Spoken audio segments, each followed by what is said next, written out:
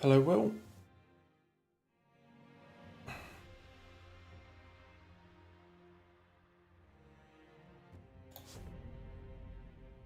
Today is the day.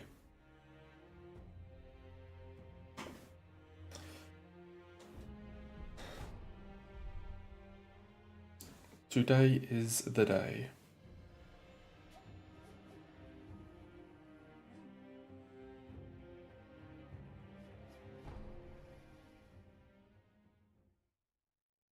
Oh, hopefully.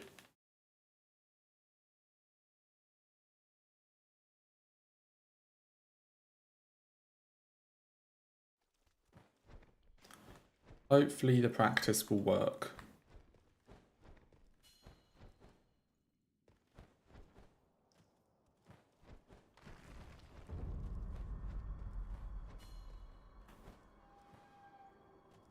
I basically went through Hirata a ton, so as long as I can get there.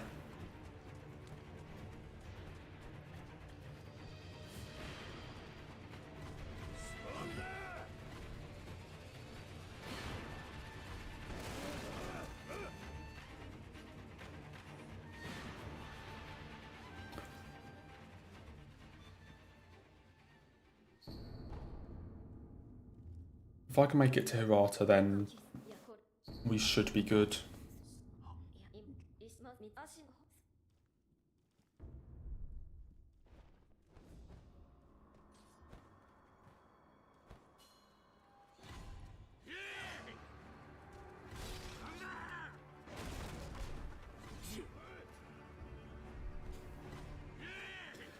Trying to get through Lost Bastille.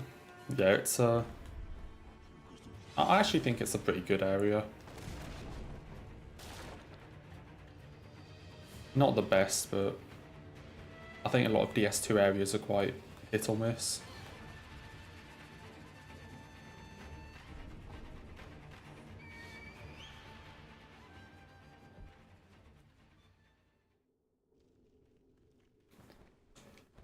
And thank you, Marina. I will do my best.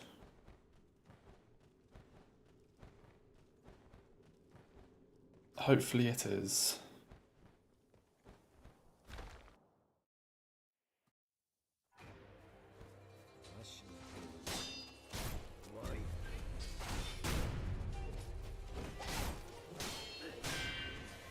And hello, Sama. I'm doing pretty well. Did a lot of practice yesterday and this morning, so hopefully this will be it.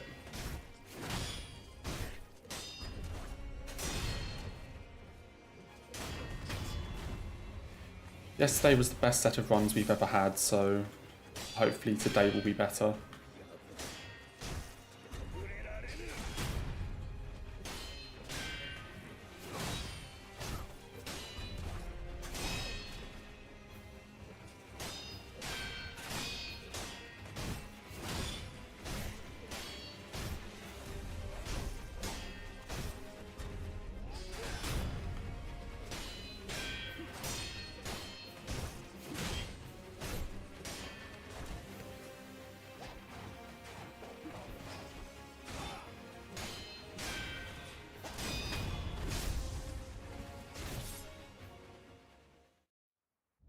Yeah, well, I probably spent like an hour in Hirata yesterday and then another like 20 minutes today.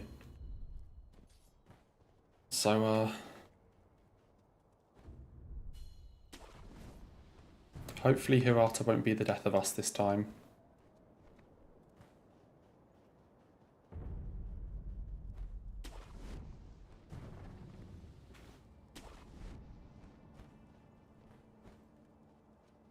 So I do think we have a pretty good shot of getting it today. Especially since, you know, all the hits from yesterday, or basically all of them, were just random, like, enemies or something. Like, other than, like, Lady Butterfly, there wasn't really any.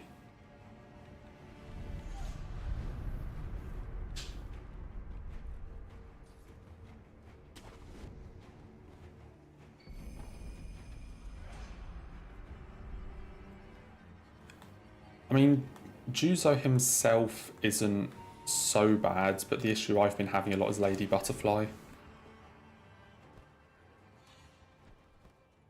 You know, over the past couple weeks, I think I've lost 3 runs to Lady Butterfly.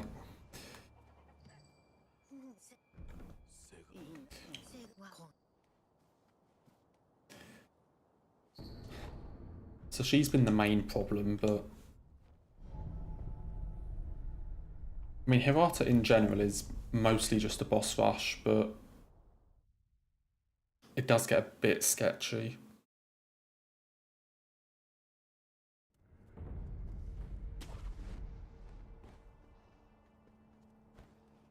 The second drunkard can be a bit of an issue if clearing out the enemies doesn't quite work, but mostly it's just Butterfly.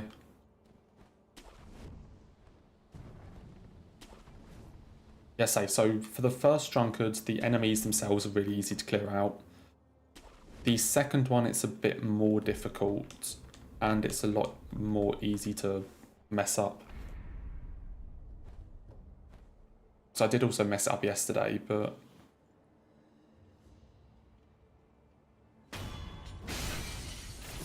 most of the time it's pretty straightforward. It's basically just using a Gatsheen and picking them off one by one.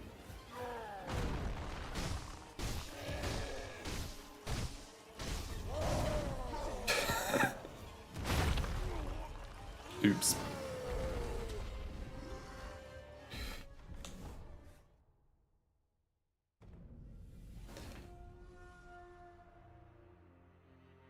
That's what we call a greed hit.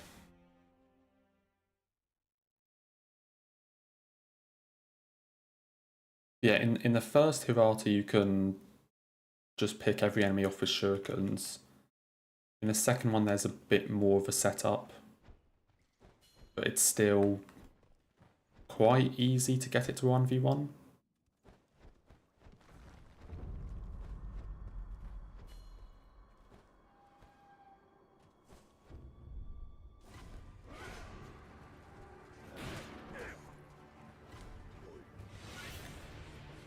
Okay, I need to remember to not go for greed hits.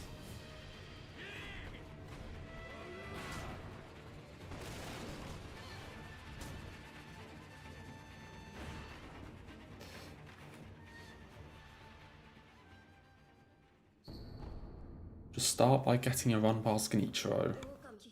I don't need to, like, try and do this bit all that fast.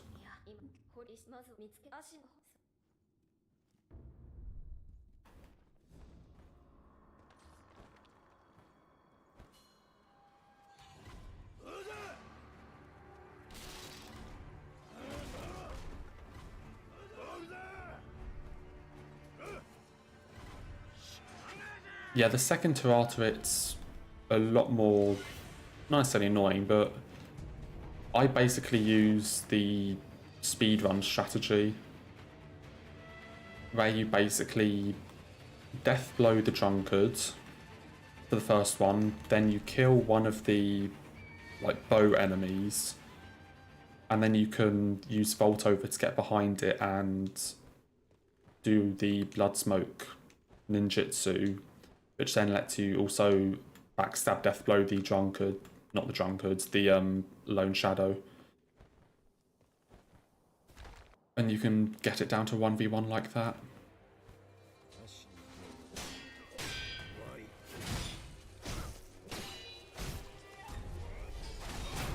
It's the only time in the run that I use any like ninjutsu.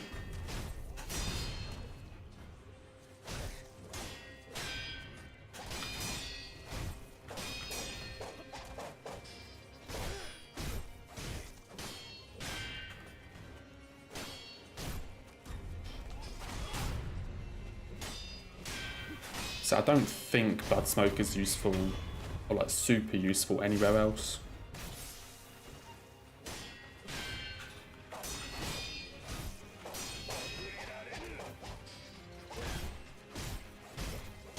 Because there's not really anywhere else where I need to like clear out a large pack of enemies.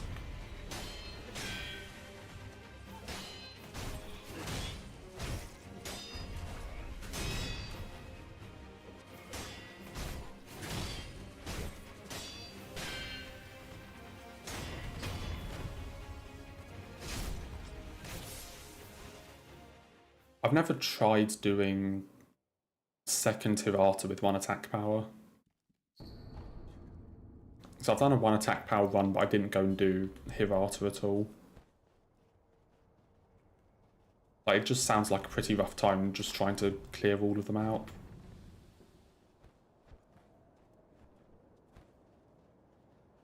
Because especially if you don't keep it in the, like if you don't keep it out of the open and go into the building at all, there's a ton of enemies in there as well.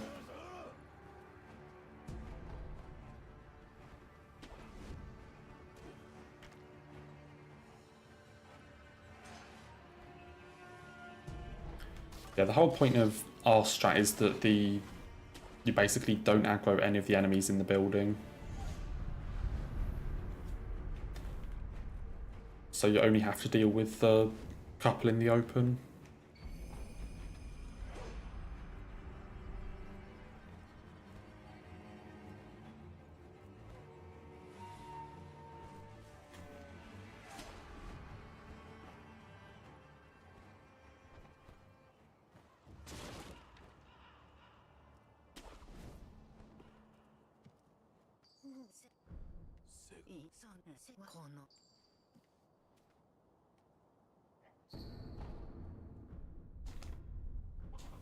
Okay, that sounds rough. Level 1 Mortal Journey doesn't sound fun for me. Especially, like, if you die to one of the later bosses, it probably takes like an hour to get back or something. Maybe even longer.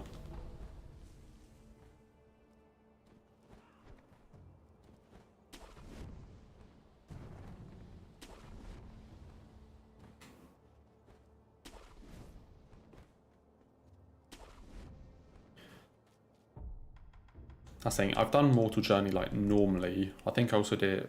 I've done it Charmless Demon Bell, but I think Attack Power 1 is pushing it a bit far for me.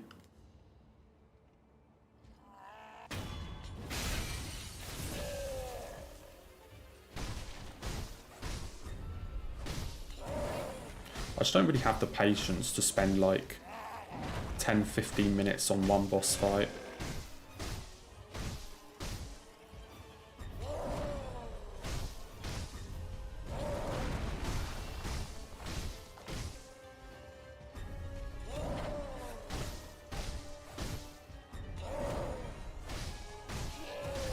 Okay, there we go.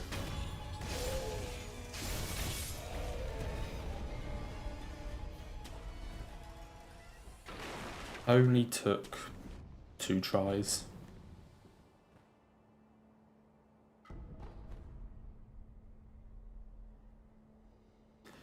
Yeah, I'm sure it is really difficult. I mean, even just Gyobu probably takes ages. Because that's the thing, because if with such low attack you sort of move away from just playing the game. Like with normal attack power you can just sort of fight the boss normally, but I guess when the fight's going to take so long you kind of don't want to just fight it normally for that long. You kind of play the fight like really different.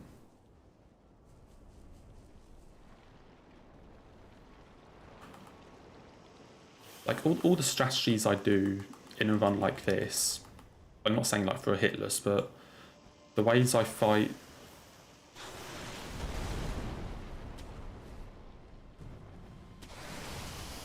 I don't know, the ways I fight bosses at like normal attack power with one attack power, I wouldn't do it that way.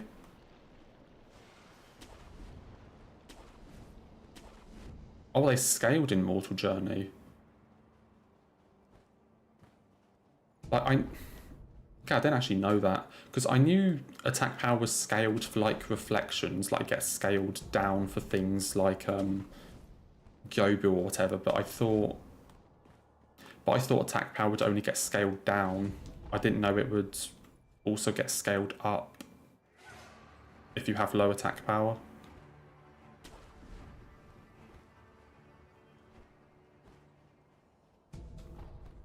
Because I've never tried to do it with low attack power or anything, so I wasn't aware that it also scaled it up. So I thought it only scaled it down for like the early game bosses if you had like a ton of attack power.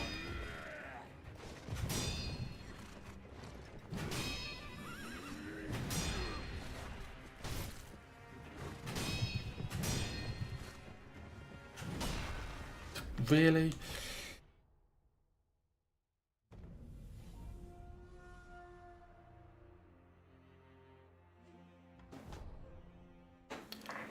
He was too far away from me.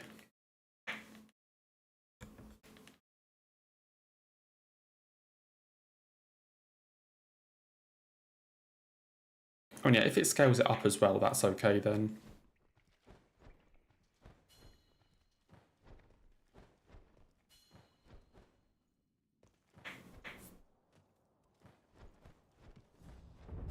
Guess it's not as bad as it could be.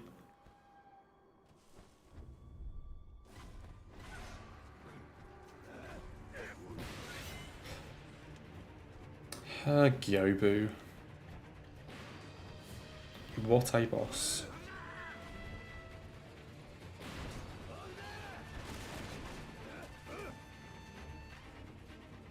All that happened is I was too far away from him.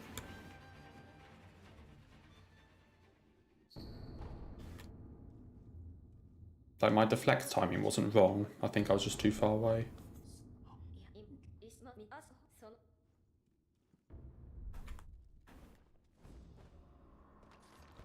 Yeah, if attack power didn't scale for Mortal Journey, it would just be awful.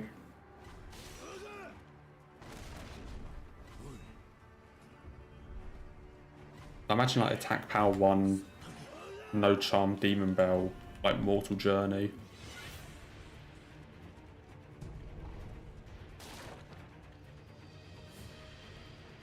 I mean, even to just unlock it, you would need to do the other 3 gauntlets.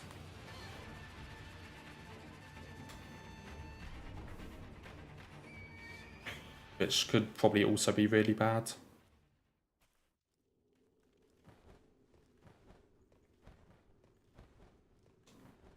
But I remember trying to do Nokuro's Charm Demon Bell on the like Demon of Hatred Father Owl Gauntlet. And that was just really painful for me. Especially because I just find Inner Father a really difficult fight.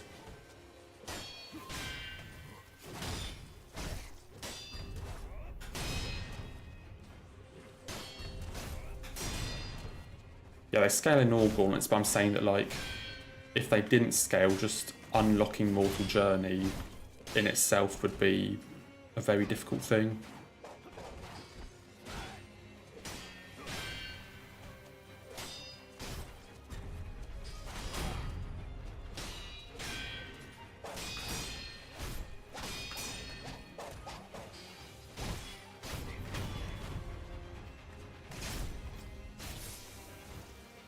Oh, well, do you mean the Ruined Sentinels?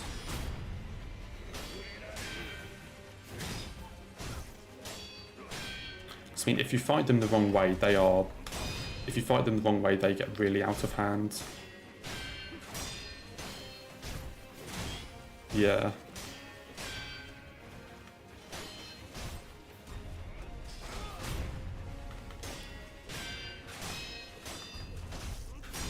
So all I would say is if you're like dropping down to the bottom floor at the start, don't.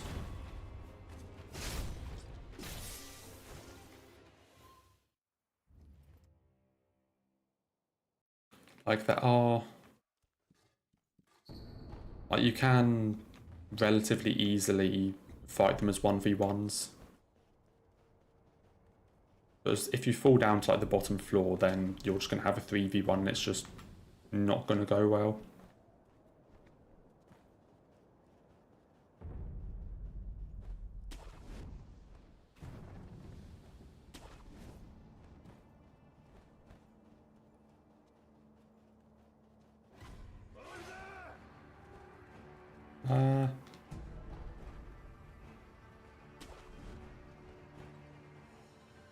Yeah, the one on the... Yeah, you can fight the one on the platform, but you just kind of have to, I guess, be really careful of, like, your position and space and stuff. That you don't fall off. Or even get knocked. I think they can knock you off as well.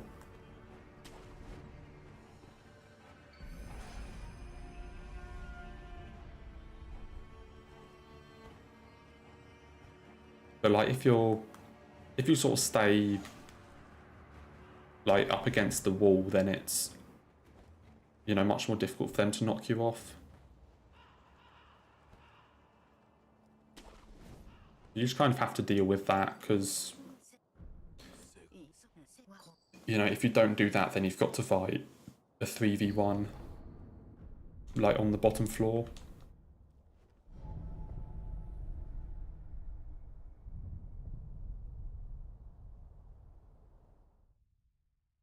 And that is really not fun to do.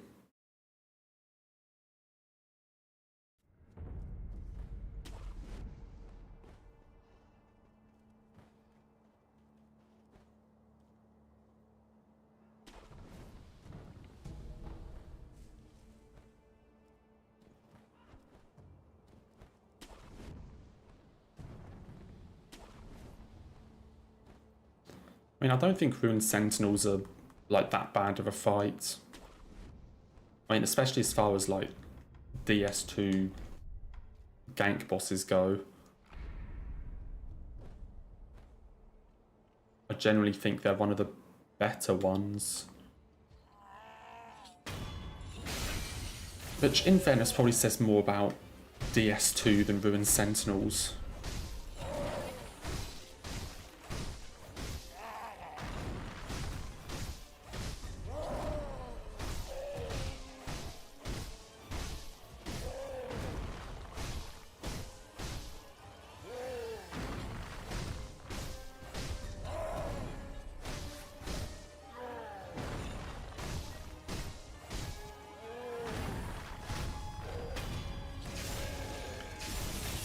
Yeah, they can also jump up. But honestly, that kind of helps in a way. Like, if you can kill the first one quickly enough, then you can have a second one jump up on the platform and you can fight the second one in a 1v1 as well. And then if you can get that quickly enough, then you just have a 1v1 with the last one. Where you can, like, drop down into the, like, open space at the bottom.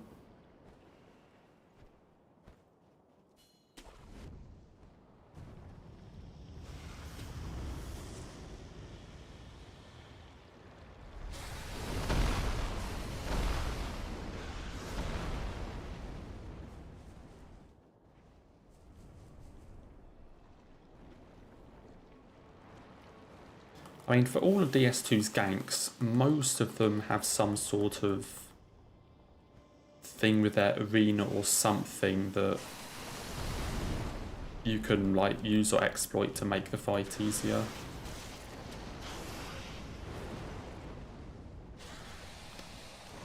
Like, there are absolutely some that are still just, like, flat arena, sort of just pain, but quite a lot of them have something you can use, like, in the arena to help.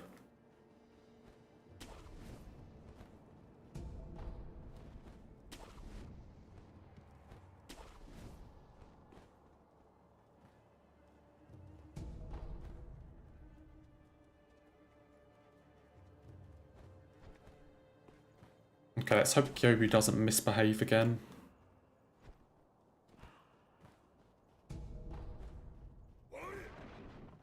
Please just get me a run going.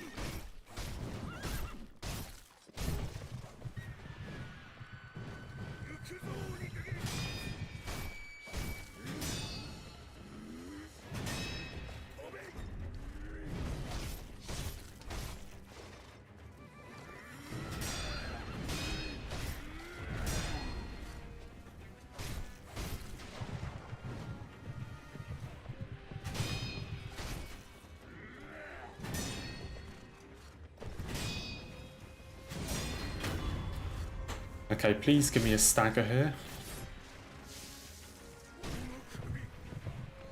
He didn't. Okay, there's the stagger.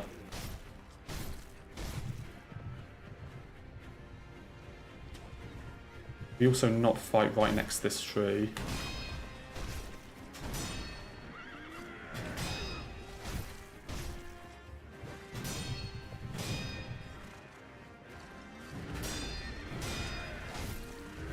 Okay, I got really fortunate with that positioning.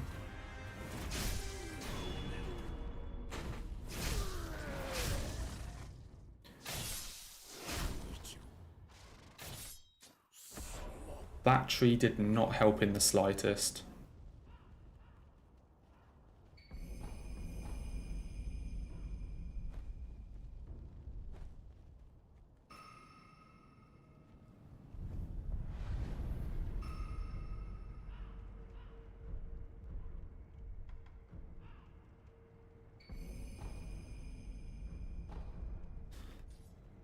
Okay. I mean, it took 3 runs to get here, but whatever.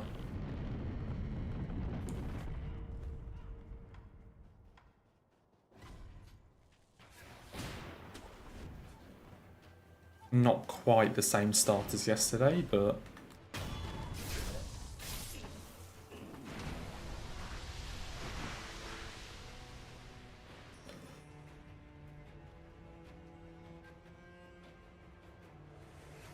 I mean, say, if we can get past Bulunganitro, then we do have a run going.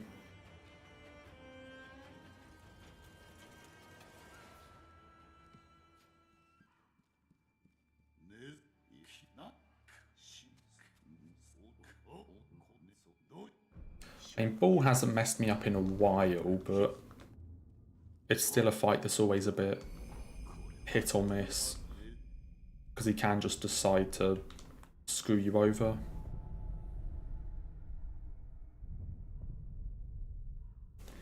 Got Ruined Sentinels? GG. How many tries, like... That can't have been that bad then.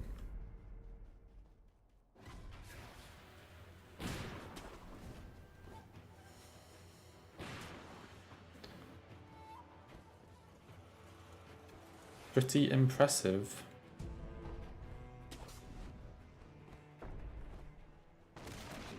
Yeah, DS2 has a lot of gank bosses, so you should probably get used to them. 3 tries. That is pretty damn good. Okay, don't be an idiot.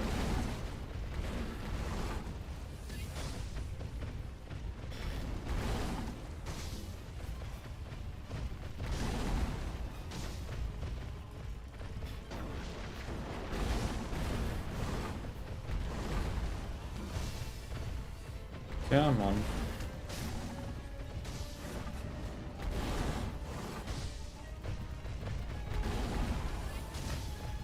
Where are we going?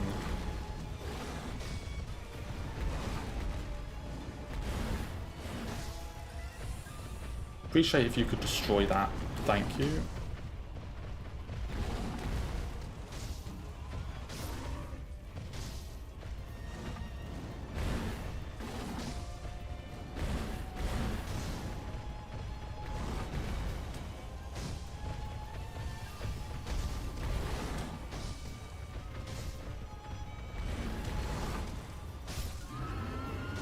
Okay, run into a wall. He's not going to. Oh, he did. Okay, another ball.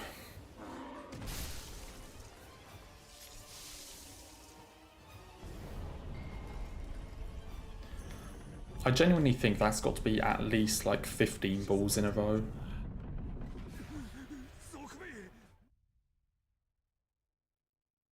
We've been doing pretty well at those.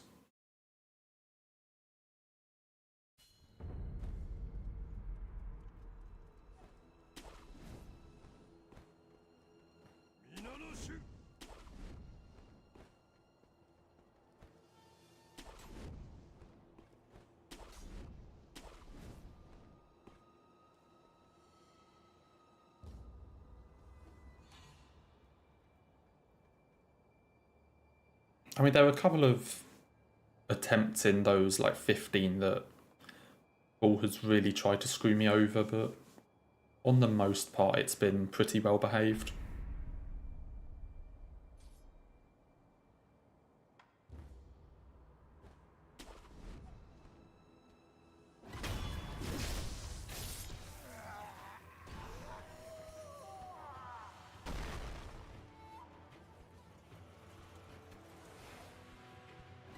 And so having like that many consecutive wins of an early game boss is pretty nice. Because it means that I'm getting a lot of runs. That means I'm getting a lot of attempts going further on into the game. I'm not just like getting stuck at the same like 1 or 2 bosses every time. Okay, now Genichiro.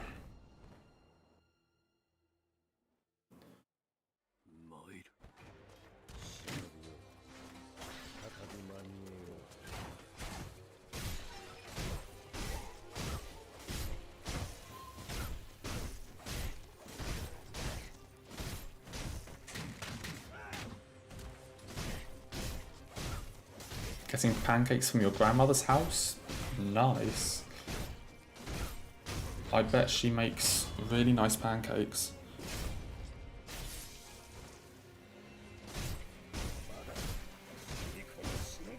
I mean, it's grandparents cooking, so it's going to be good.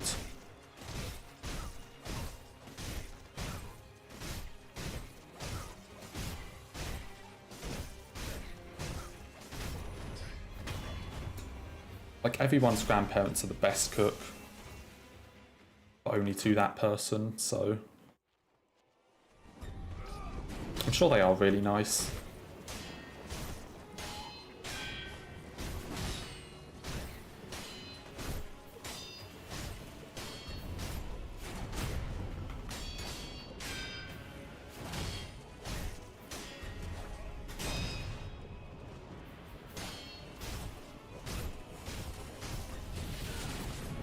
Okay, not entirely sure what that was.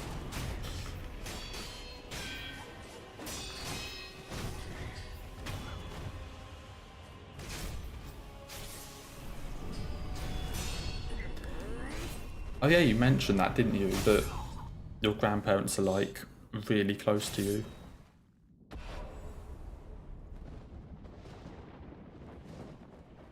I guess, yeah, you can just like go and get them and bring them home then, if they're that close.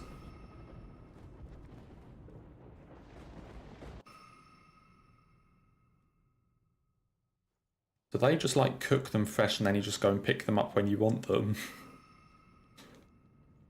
It's a pretty nice system.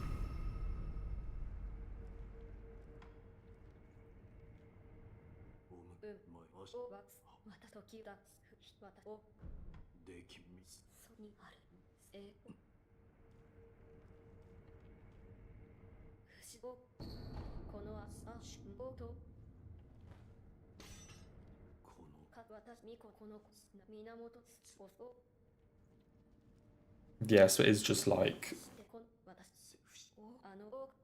So were they already making them, or did you just ask like, hey, can you make some pancakes? I'll be over in... Just can you make some stuff? I'll be over in 10 minutes.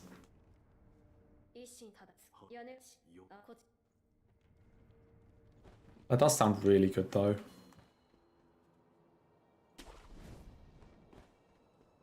Wouldn't mind some pancakes right about now.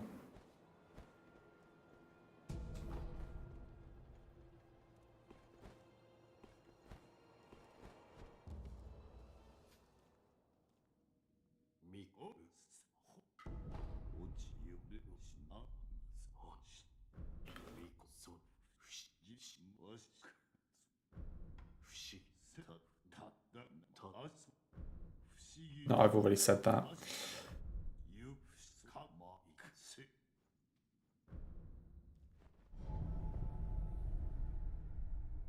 Make sure to bring me some. Just, you know, just walk a couple 100 miles or whatever. Not too difficult.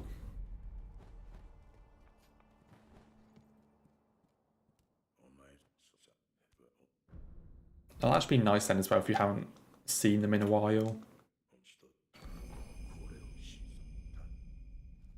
Just sort of stop by.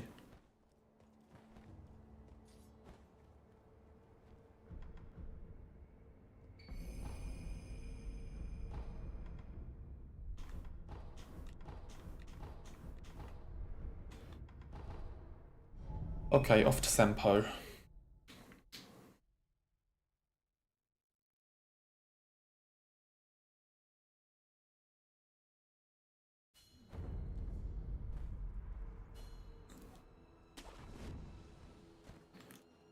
Let's not get hit by the random ass bug in the dungeon this time.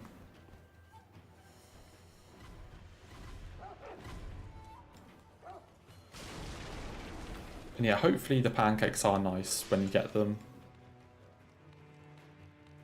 I'm sure they will very much be worth the walk.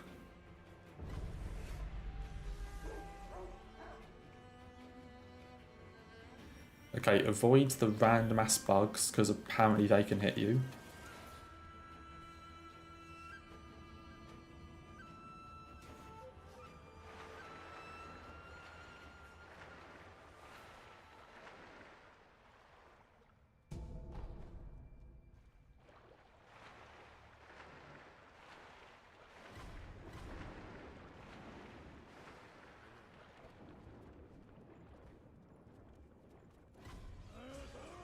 I swear those two people there are the most blind people ever.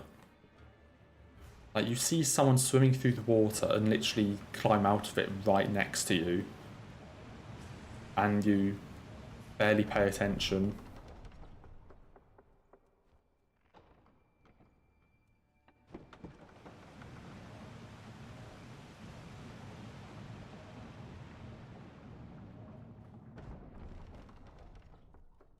Like, if they're going to be guards, they really need to work on their, like, vision and their sort of, like, alertness.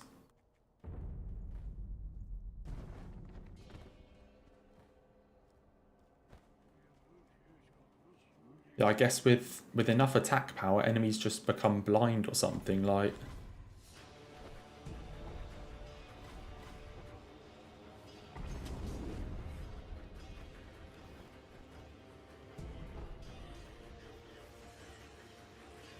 I guess they don't really care too much about protecting Zempo then.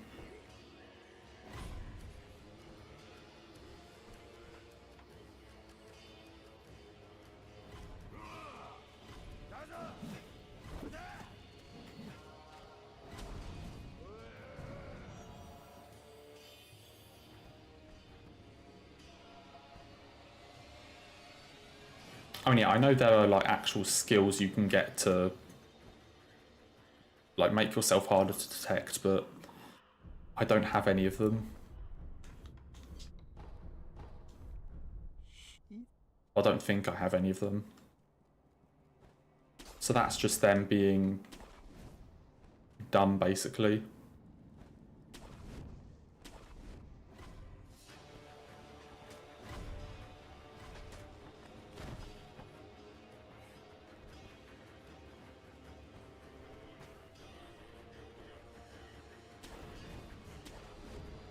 Okay, Armored Warrior, be kind.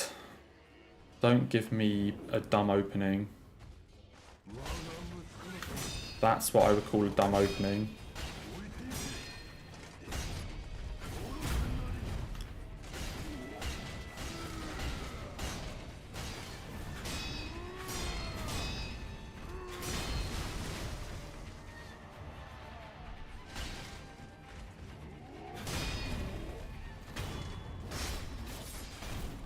It's pretty fine though.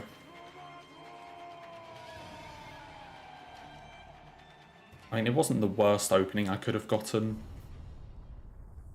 Just not necessarily the one I wanted.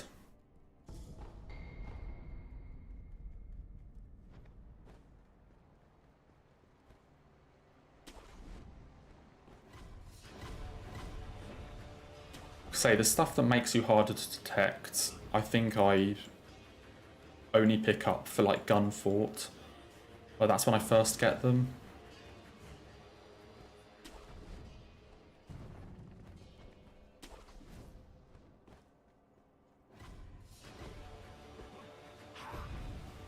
Yeah. Bro just wanted to protect his son, and we kicked him off a cliff. So, not quite like a sort of equal thing. Like, not quite a sort of equal response to wanting to protect your family, but that's just how it is.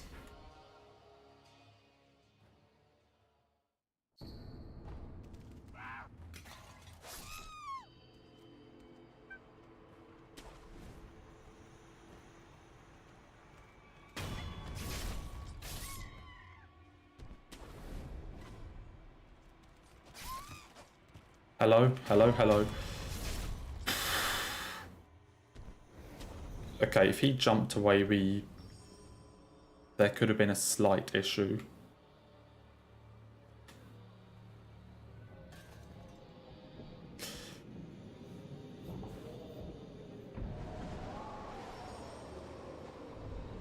I can't even remember what he says. Well, I know he talks about his son or something, but I haven't paid attention to any of the dialogue in a while.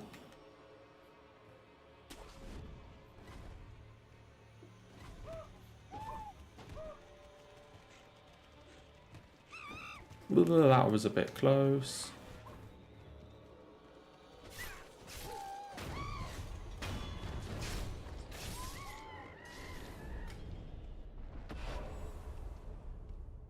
Okay, not even close.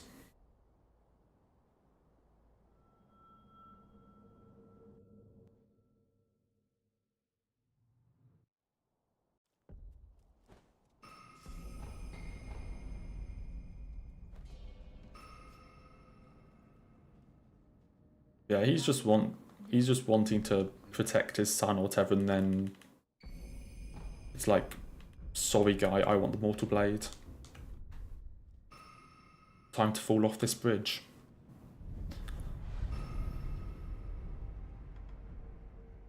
Like, Wolf is an absolute dick in this game, I guess.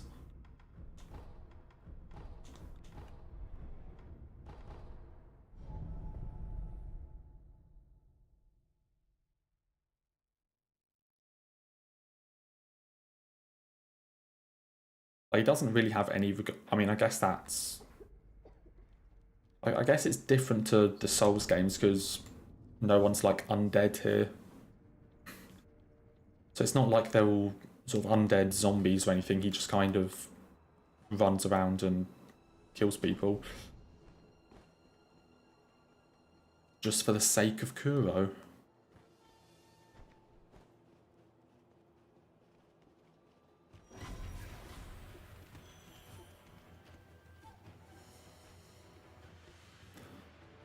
He does what must be done.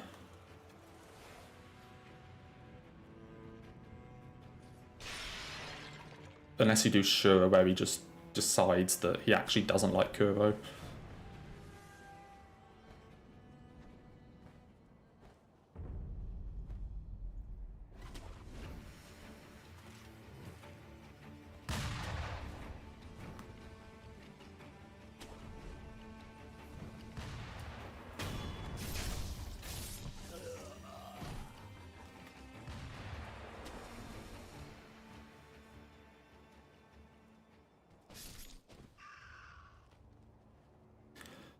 Okay, time for Beloved Gunfort.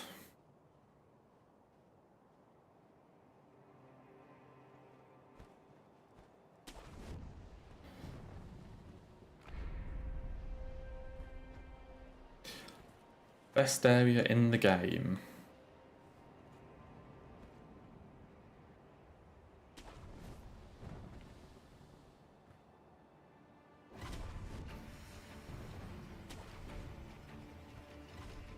Okay, please don't snipe me off the bridge.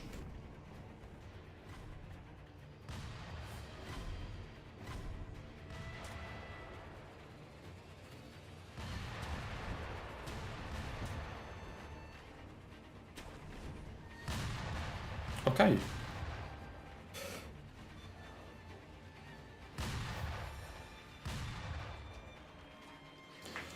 haven't been hit on that bridge in a run in a while either.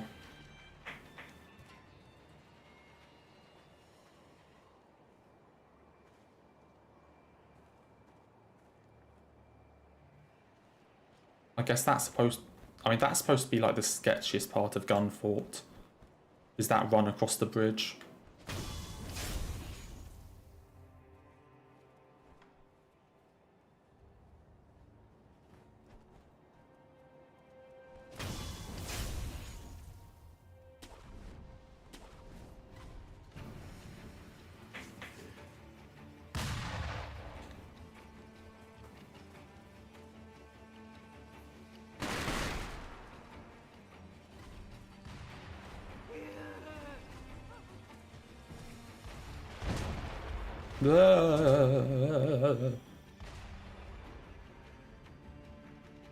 We're gonna ignore that part and pretend that that was actually working as intended.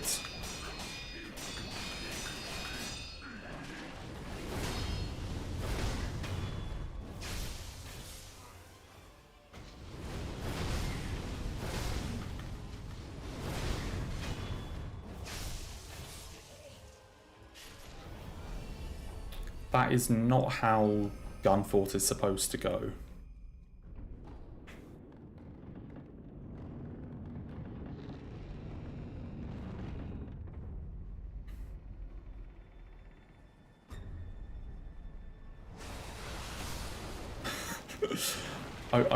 I mean, it was hitless, but I wouldn't call it clean. Like, Centipede was fine, yeah, but all of the enemies in the room before were,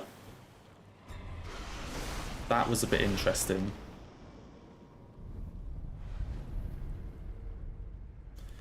Because normally I would, like, jump over the top where the, like, where the other gunner is, but I think the first gunner was in a bit of a position that meant they maybe could have sniped me if I did that.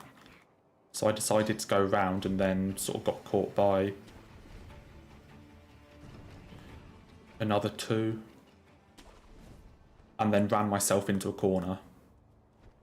Which also wasn't very advisable.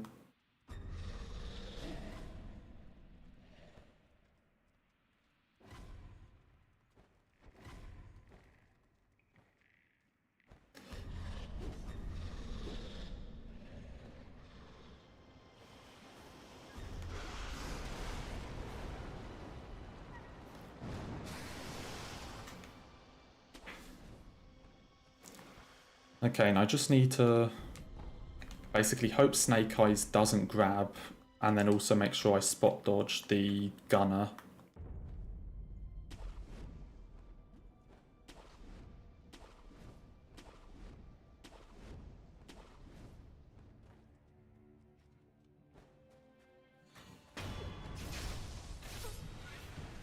Okay, don't grab.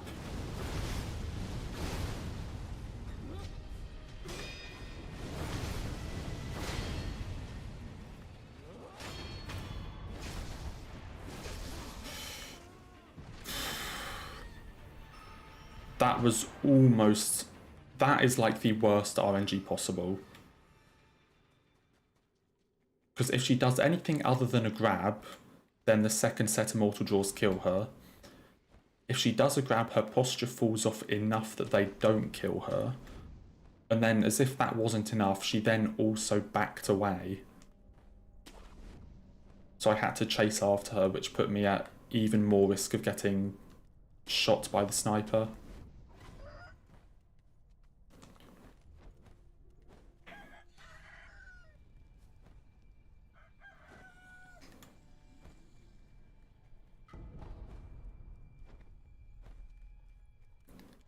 I guess in that situation it meant that I didn't even need to spot dodge the bullet, because they fired while I was in the death blow animation.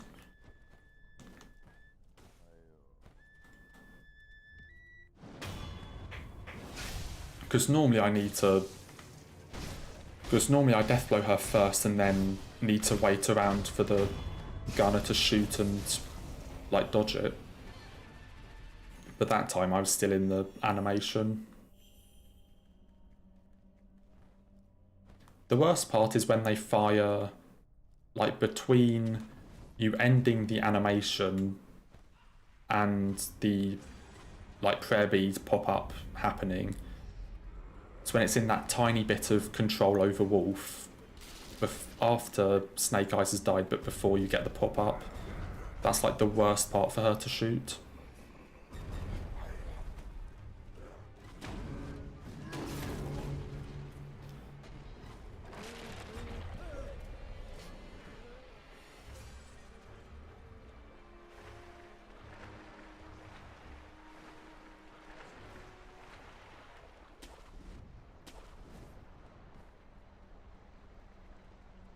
But that's past us now.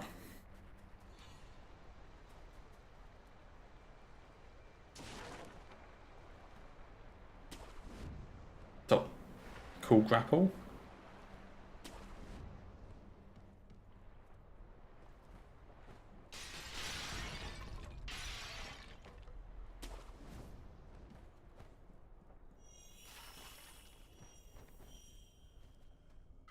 Okay, time for Monk. I've actually been messing up the 5 Ash strat a couple times now, so I'm going to do 7 Ash to try and make sure I don't screw it up.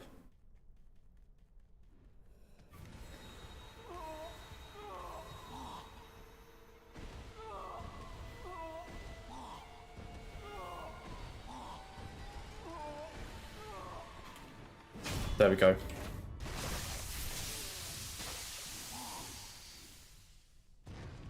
Just use the extra 2 ashes to make sure I don't accidentally do something wrong.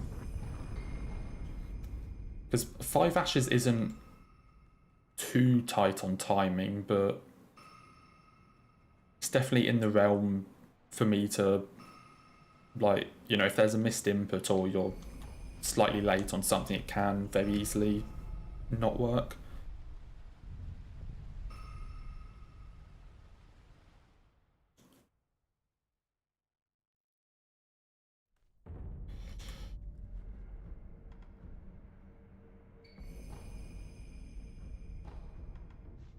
Okay, so we get the Carps and Shinobi Eyes.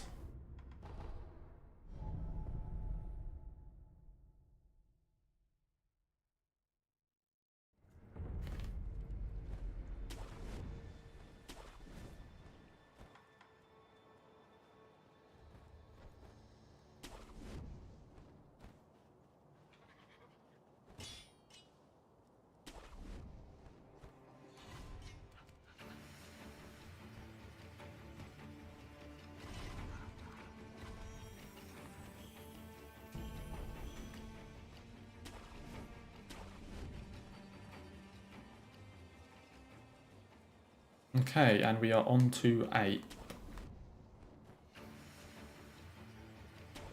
I think it was yesterday I lost a run to 8. But, right. Okay, first phase should be easy because of the stun lock.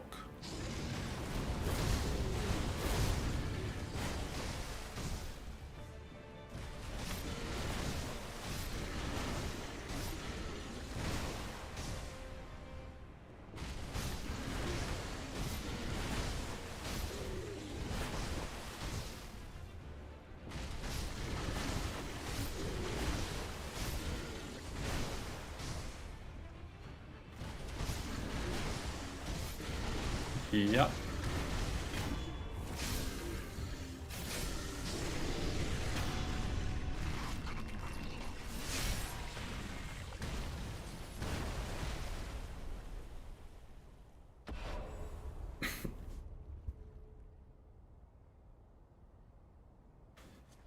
And now the fun begins.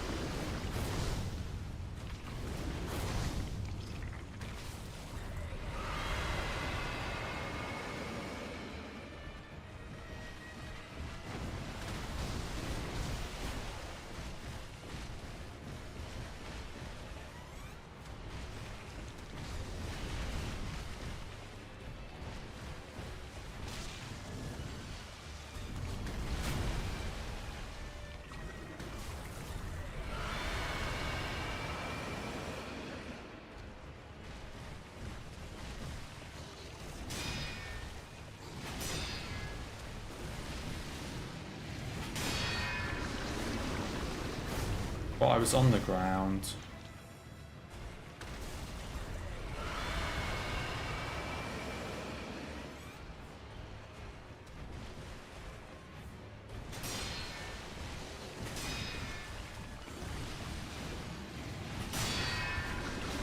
I don't actually know if R1ing or mortal draws are better if you have no emblems.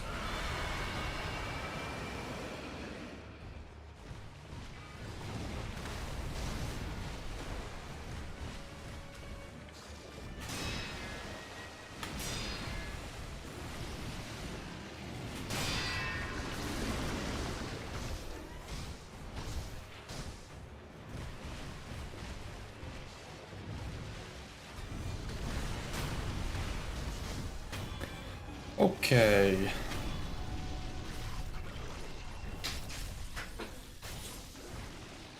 Bit of a long gape fight, because there was some pretty bad RNG in there.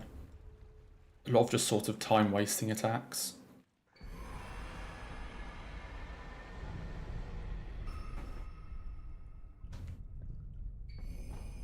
Quite a lot of time-wasting attacks, so the Acco and Confetti wore off really early.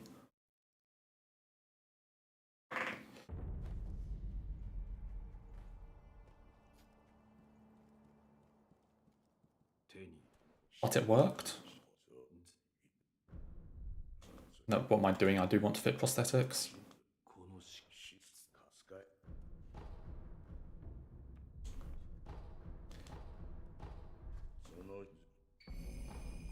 Thank you.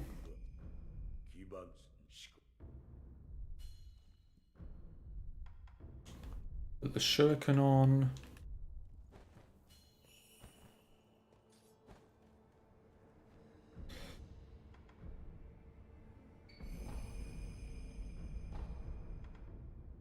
Okay, now we just want Al to behave and let me put him in the corner.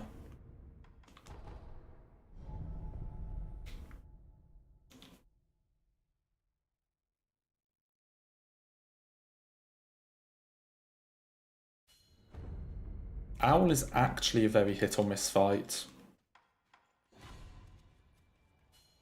Like, if he behaves and we can put him in the corner really easily, then it's fine. But if he starts jumping around and doing random stuff, then it does get pretty rough. And it's a lot more difficult to sort of get him back over to the corner.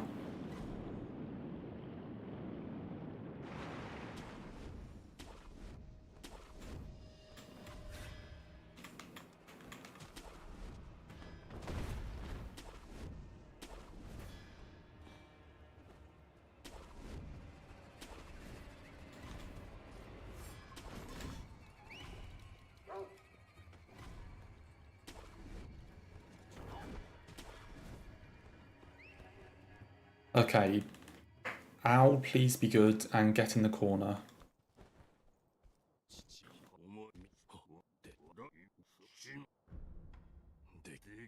Please get in the corner.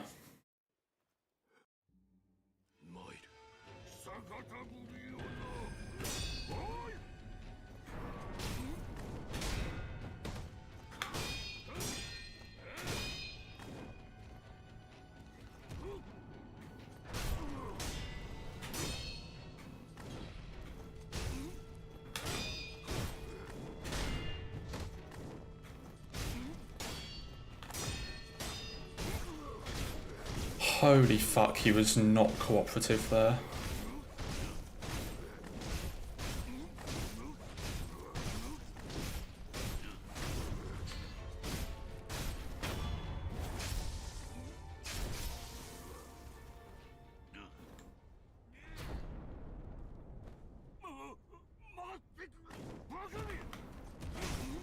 Okay, we're going to Fountainhead. We have another run to Fountainhead.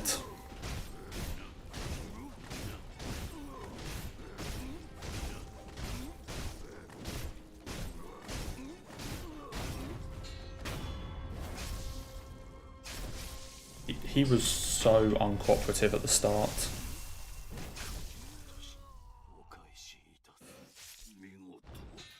Like, Like, that was rough. Like, him going on this side of the door is like worst case scenario. And trying to force him back into the correct position.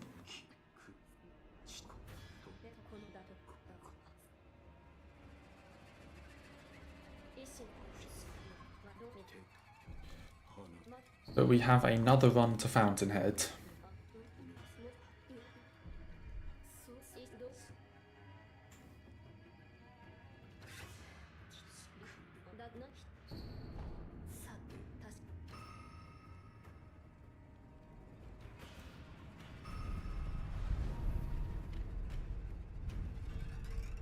Honestly, Owl is one of those fights that I always... Like, in runs, I like always get a hitless. But in practice, it always like throws me off and I get hit quite a lot. And it's one of the ones that I get hitless quite a lot, but it's always really sketchy.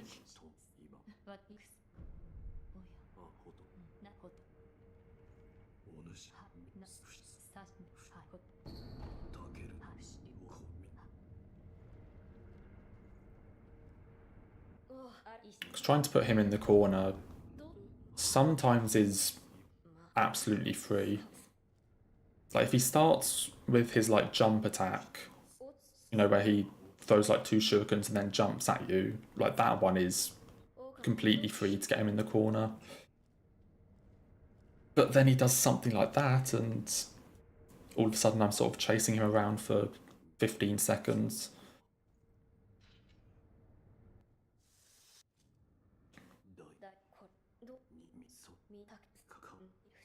But that's behind us now. And we just need to do dialogue to get the Father Bell charm.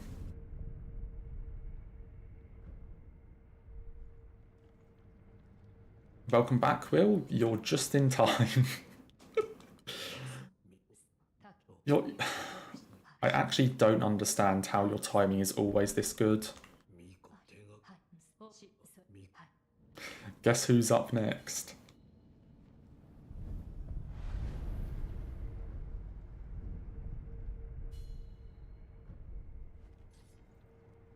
I don't understand your timing.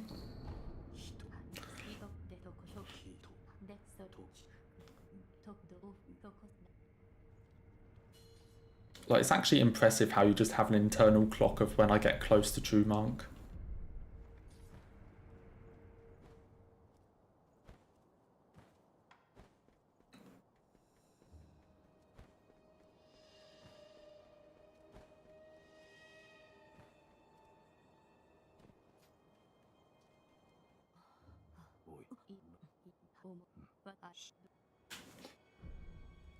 Oh dear.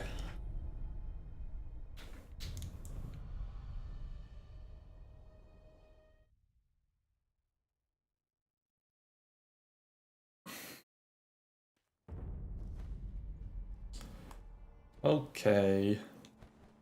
It's almost time.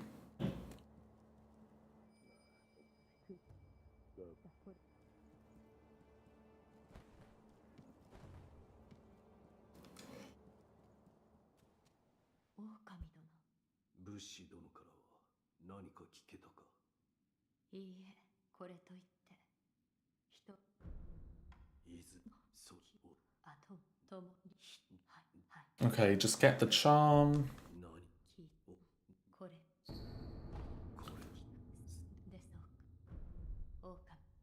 And it is time for Fountainhead.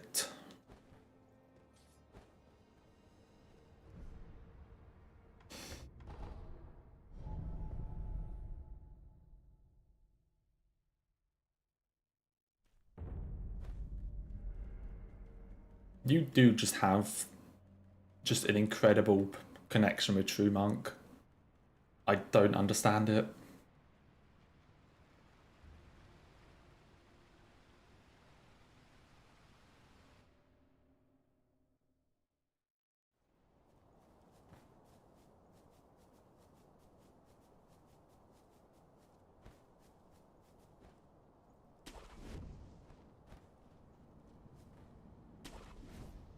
Okay.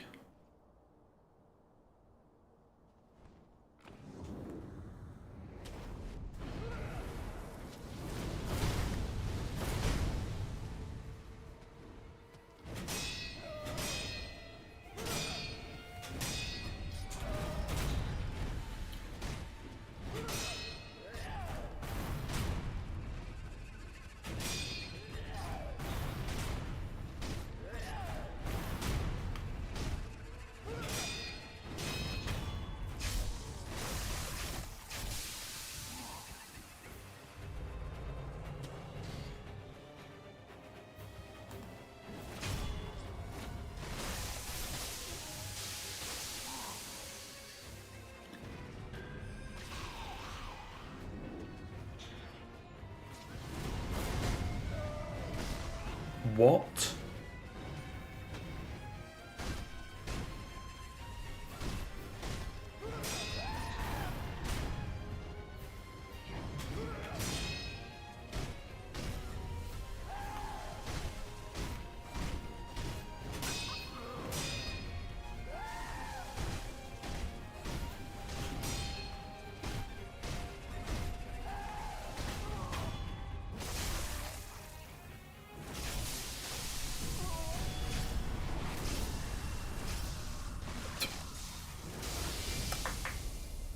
Let me watch this.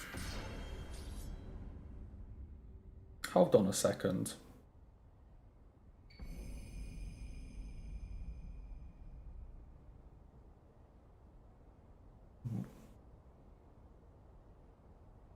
Hold on, I'm just watching this.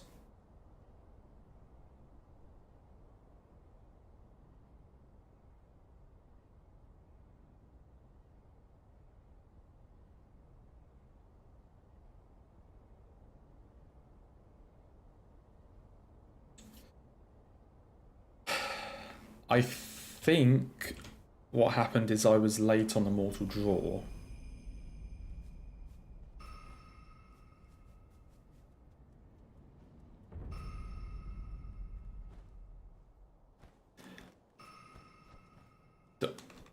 Okay, I don't know what I was going to do in there.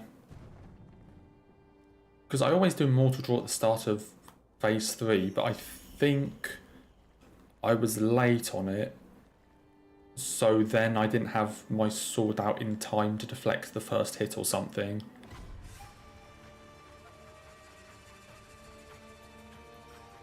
I think it was something like that.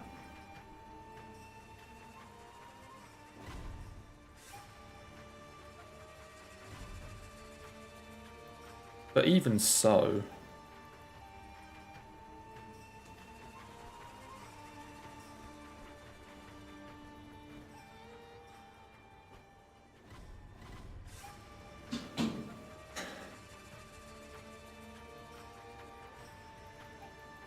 True Monk actually won.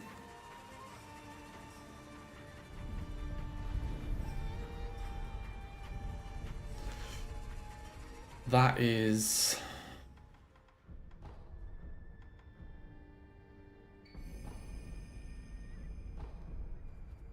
That is something.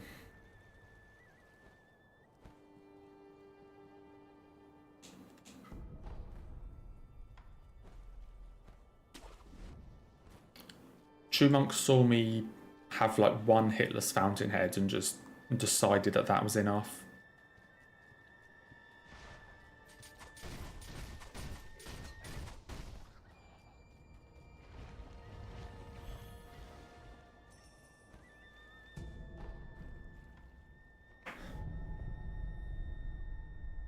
Someways that is a fight that I'm supposed to be really confident on.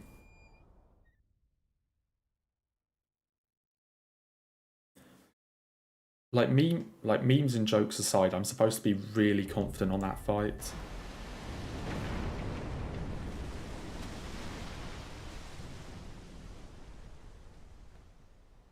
So,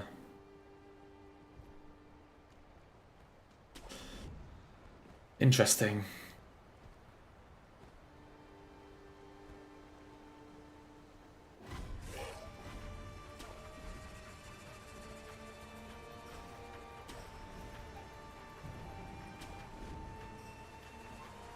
So I think it was just me being late on the mortal draw. Or maybe I was too close on the mortal draw. Something like that, but...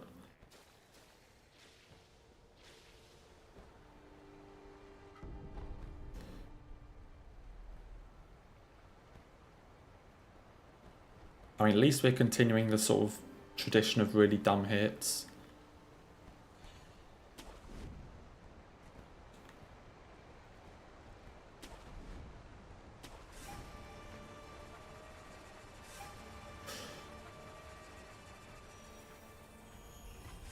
I mean, I may as well try and finish this one out and do like a full run through.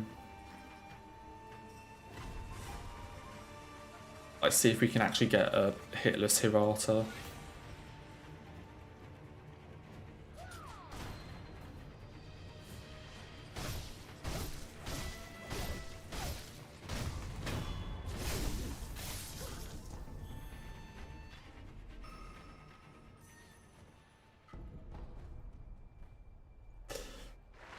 But that is still pretty sad.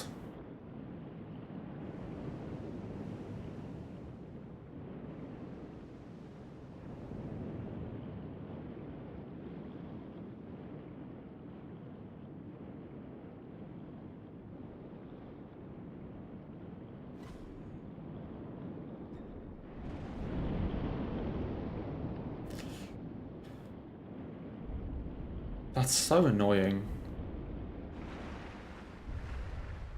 Oh well. I mean, say we can still go for like a hitless Hirata and a one-hit PB.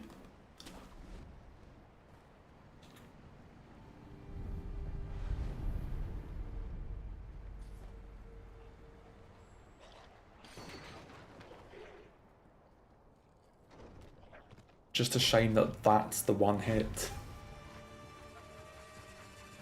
I mean, I'll be honest, that's not quite as bad as just jumping off the bridge.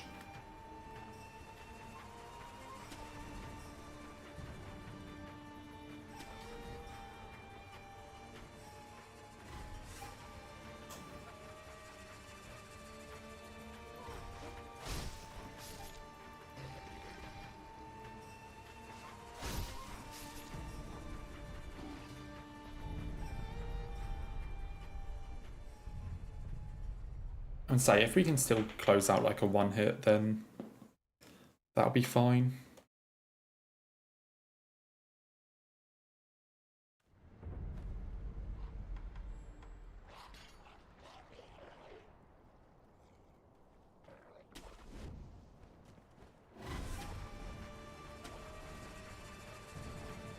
And then we just go again after this and try and get 0.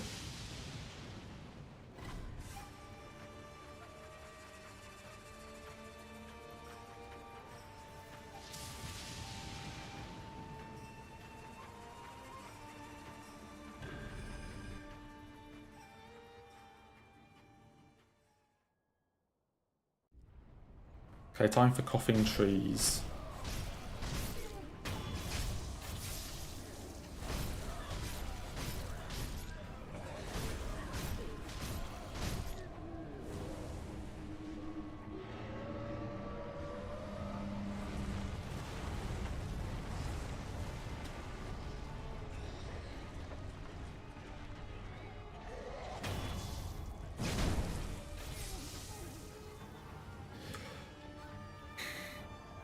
Such a shame, because I don't know, this one has been pretty decent.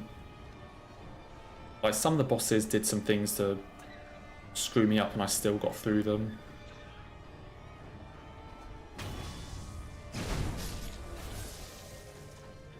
Okay, where's the last one? There.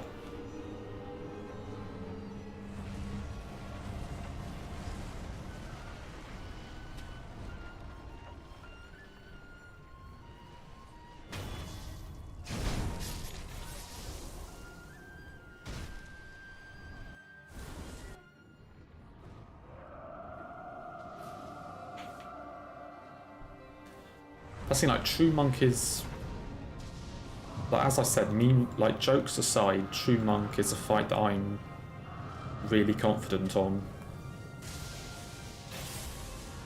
so...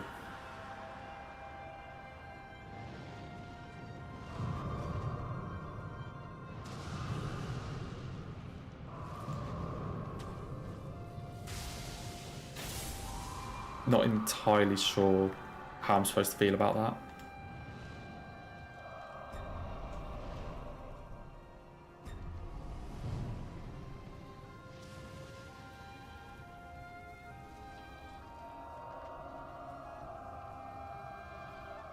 So I can still try and get a hitless Hirata.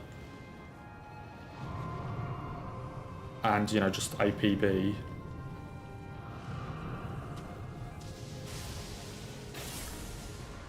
But it comes down to sort of situation where if that is like the one hit in a PB, then it's pretty depressing.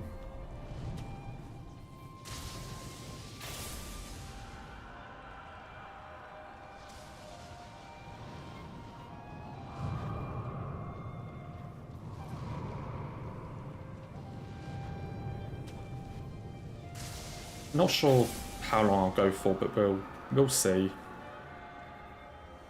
Depends how good runs are.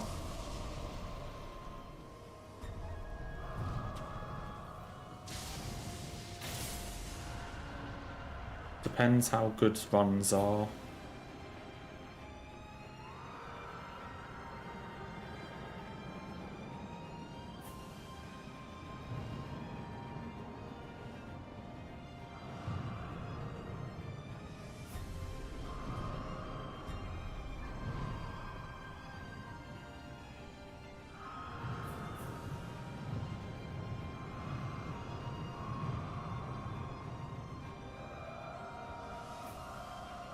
I never dodge this way. Not that it's any different, I just always run left.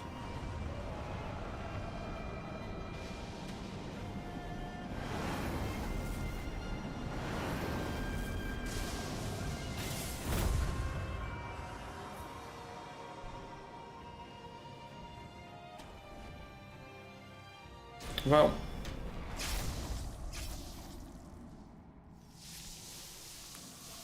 Fountainhead Curse is well and truly alive.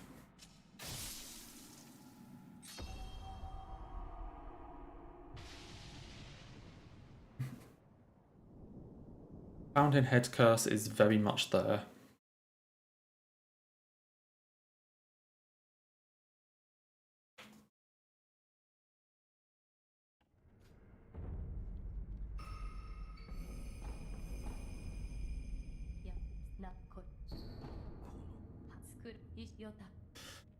Fucking true monk.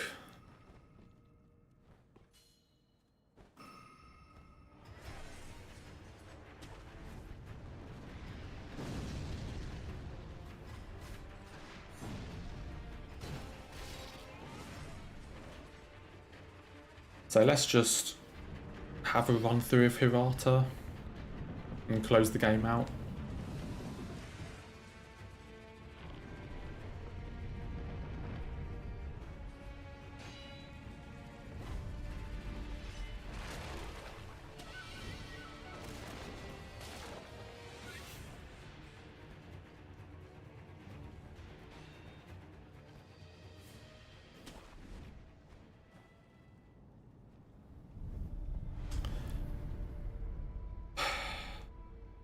Oh wow.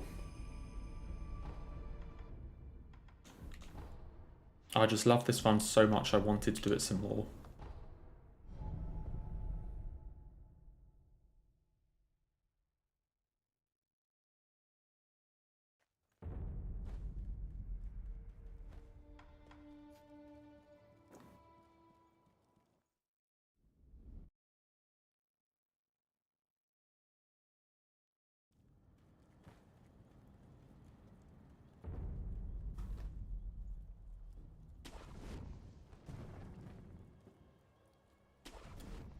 Star Wars movie titles to fit me and True Monk.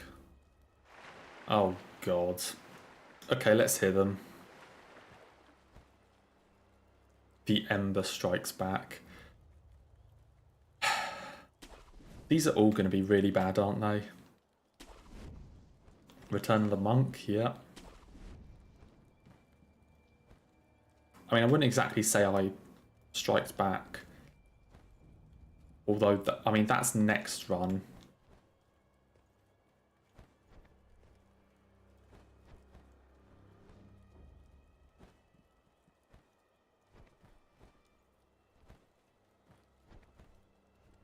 Attack of the Monks.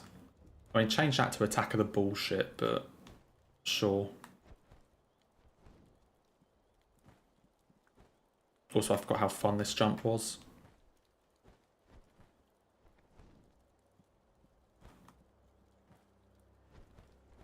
Okay, that one should have worked.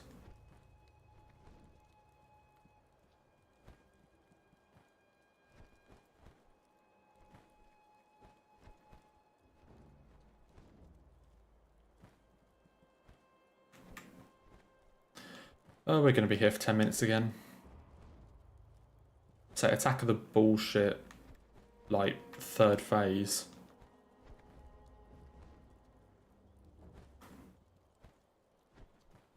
Okay, I don't know what was so different about that one compared to the others.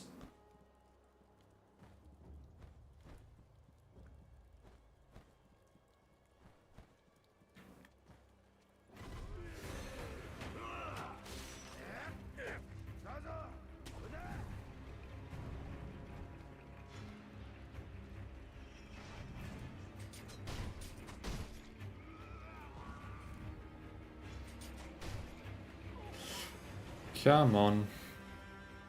Let's just get this one over with.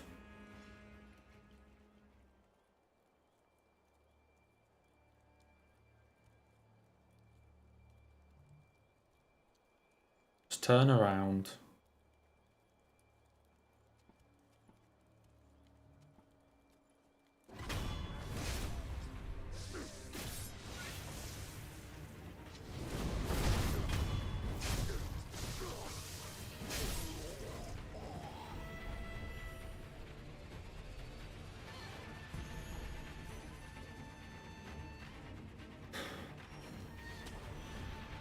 Okay, on to the whole sort of drunkard segment.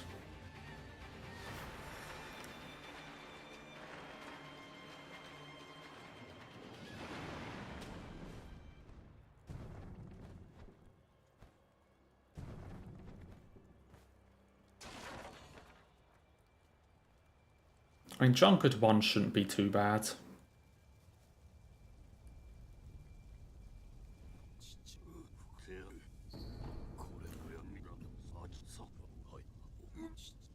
Watch me also have like a perfect Lady Butterfly this run.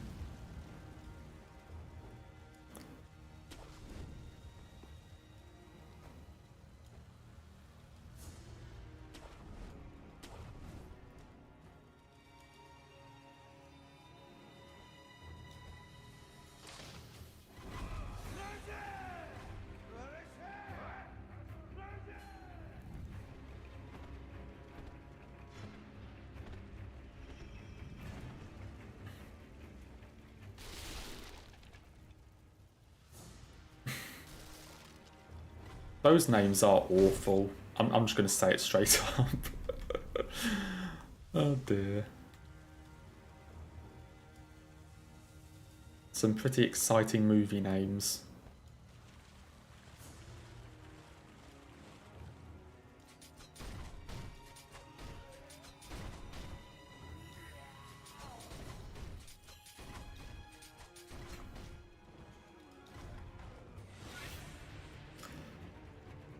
Please don't become a scriptwriter. That's all I'll say.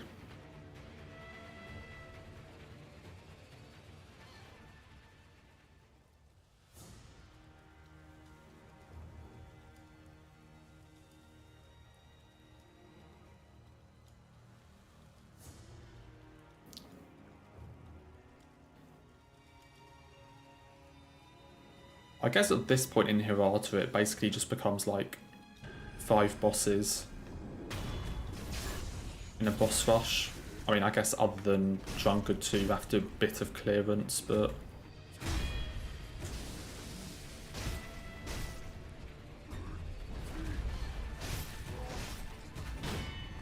Okay, I suck.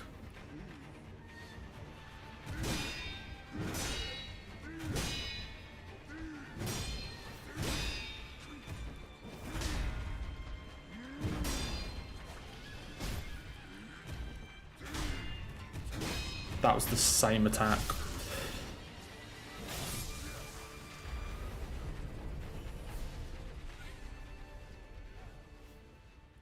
Well, I guess those couple hours of Hirata were not great.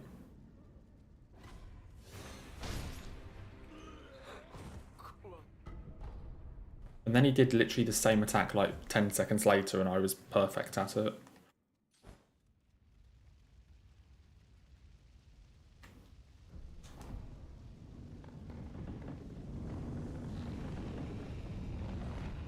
Okay, now watch this perfect Lady Butterfly. Because we're not on a hitless run.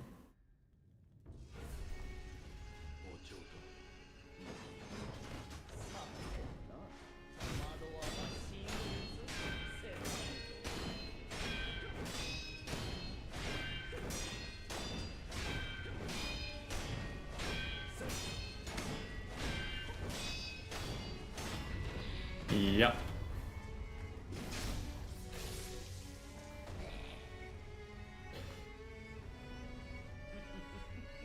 And then she'll also give me really good phase 2 RNG.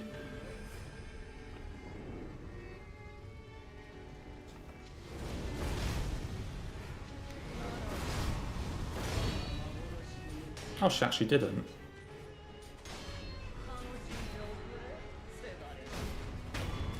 Still hitless though.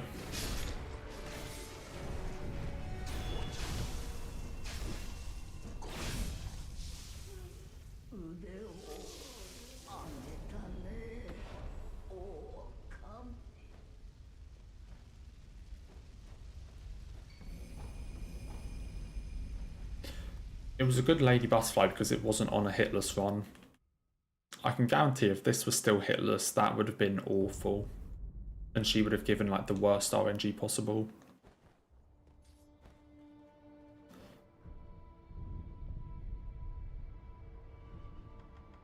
Attack power.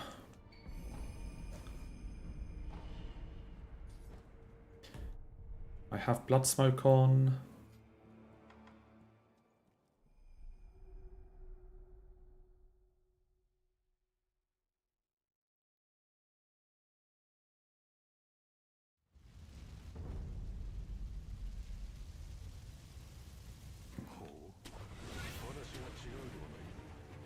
Like, I've done all of these segments and boss fights hitless so many times, but for whatever reason I just can't put them together.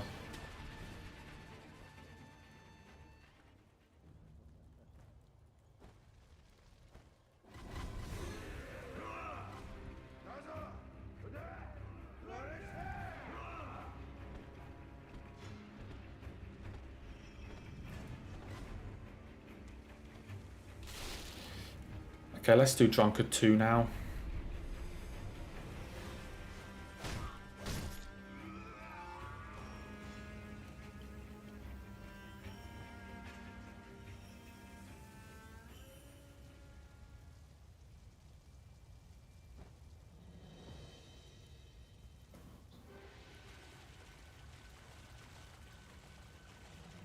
Good old Drunkard 2. Bit of a more annoying setup to get the 1v1, but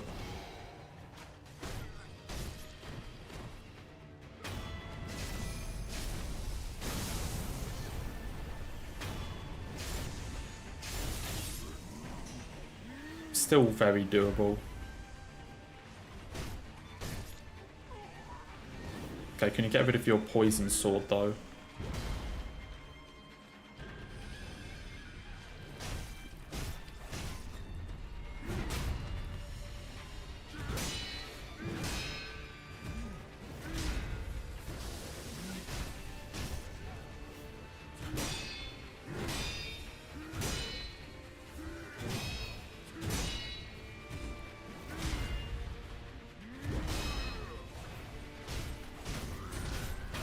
Yep, that was good.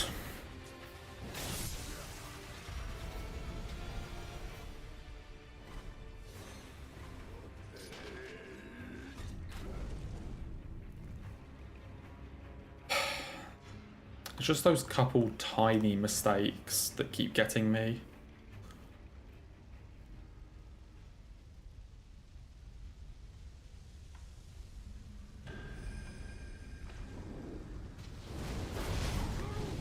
Like, there's just a few mistakes here or there.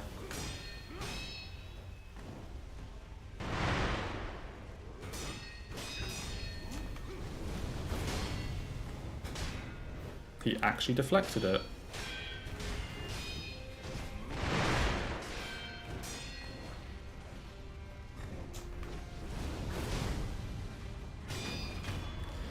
Didn't deflect that one though.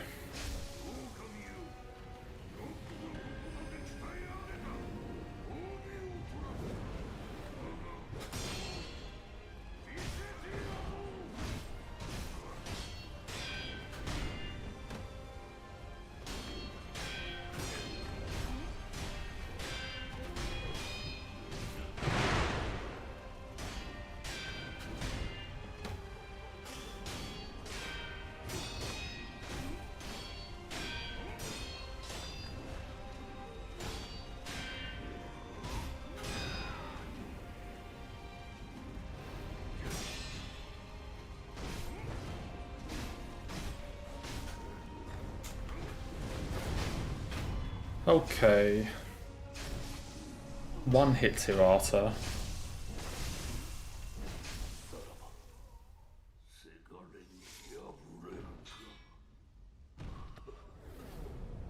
It was a bit of a dumb hit as well, because I was fine on that attack literally like 10 seconds later.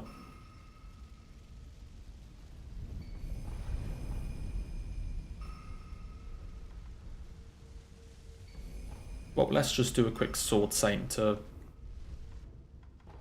close out the run.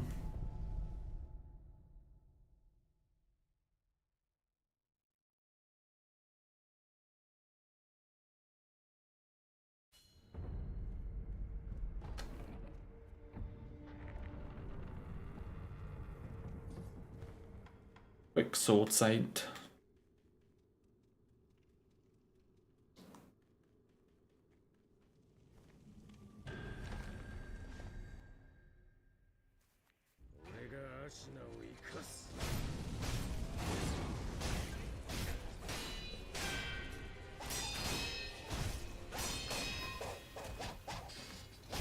This could have been the run.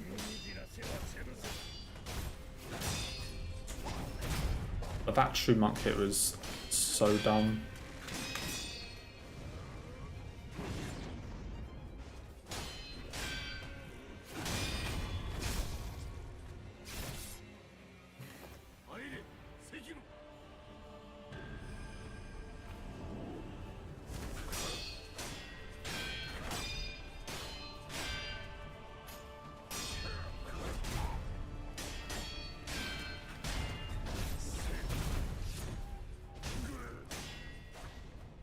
Really?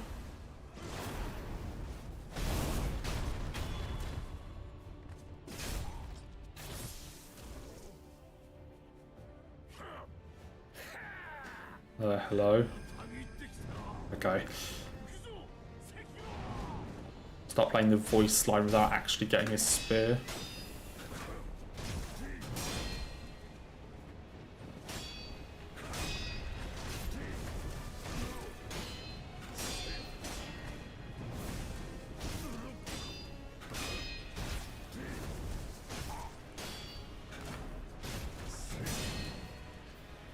Okay, can we not be so close to the edge though?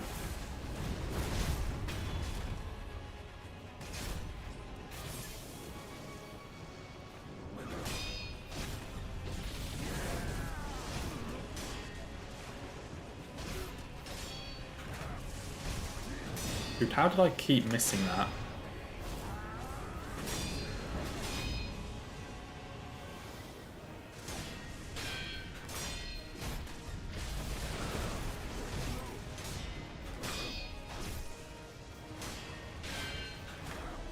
How have I missed that every single time?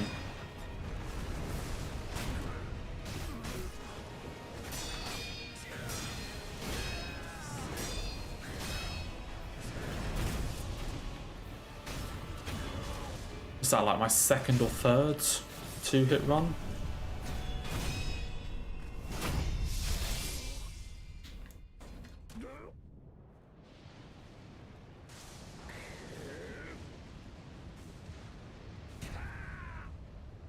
I think that's like second or third.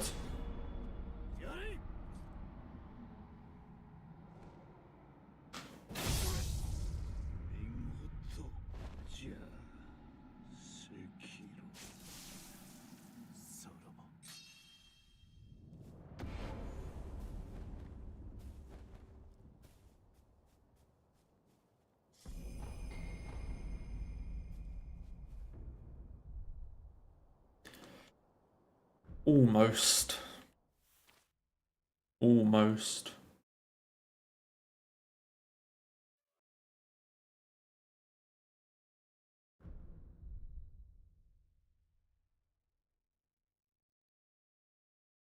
Okay, before I do the next one, I just want to practice True Monk, because apparently that's something I need to practice.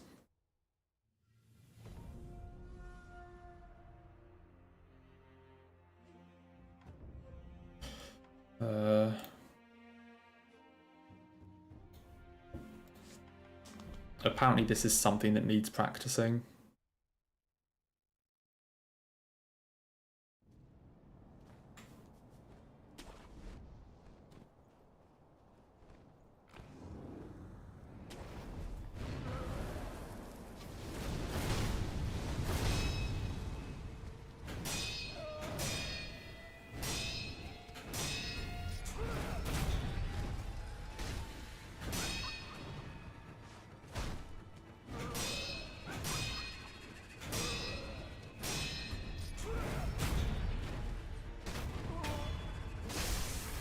Yeah, so I think what happened is that I was just too late on the mortal draw.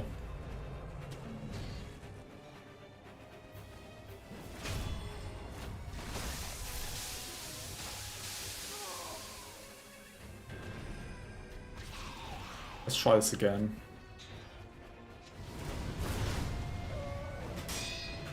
Yeah. I was either too late or my positioning was too close. So that what I thought was the right timing was actually too late.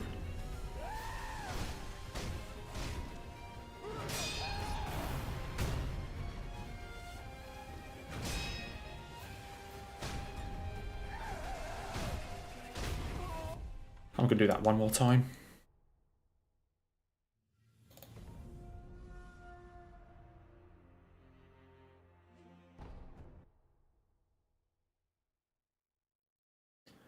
And do one more time.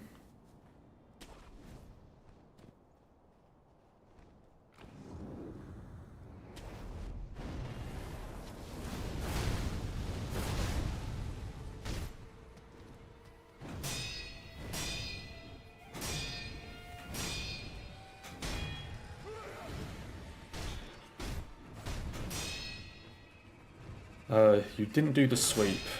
Interesting. What in the fuck is that?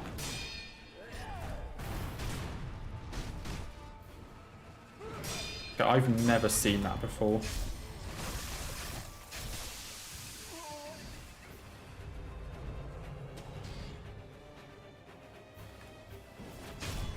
Yo, you did the Headless and Shishiman Warriors in your Deathless run. Okay, that's impressive. Like, those are some of the hardest mini-bosses.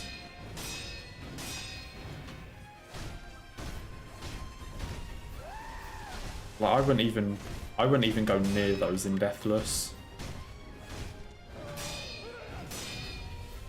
So that is pretty impressive. Yeah, like, how did I get hit to this fuck? Like, seriously.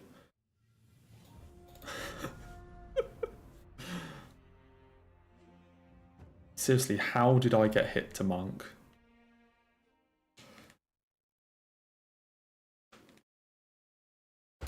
Well, let's chalk the past hour and a half off.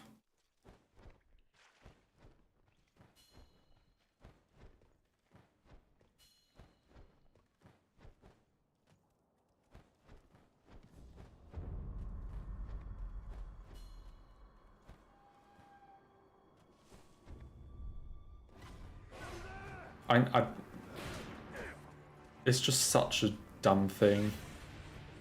Like, of all the bosses, Monk is like one of my most confident ones.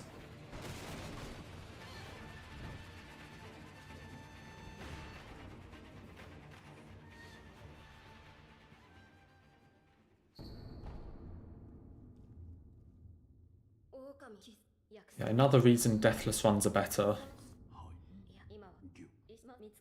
Because you're allowed to actually make a mistake.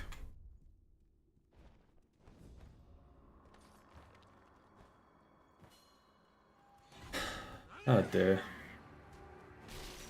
Like Gyobu, Lady Butterfly, Guardian Ape, Shinobi Owl, Father Owl, Sword Saint, all of those I'm more likely to get hit on than Monk.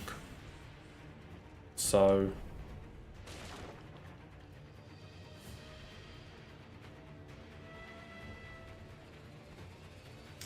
that's just how it is.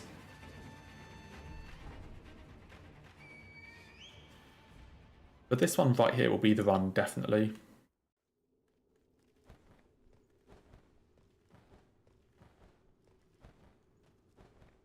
So we had a 2-hit run today. And then we had, what, a Lady Butterfly, Hitless. Like, Hitless up to Lady Butterfly yesterday, and like, so we're getting really far runs.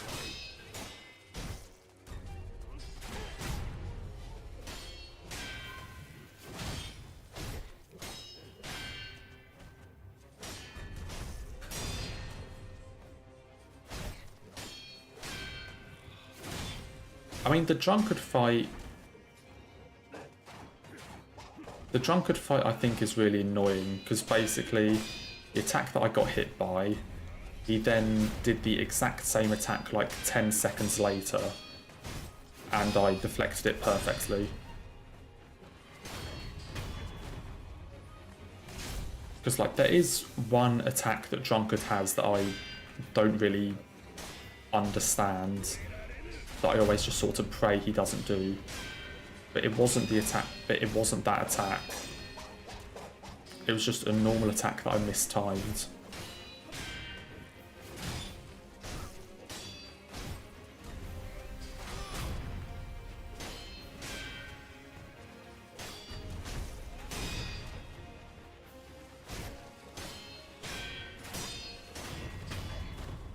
I mean, if this is the run, I don't know if I can show off like a full run of all memories maybe, but I could definitely show like the extra 2 bosses.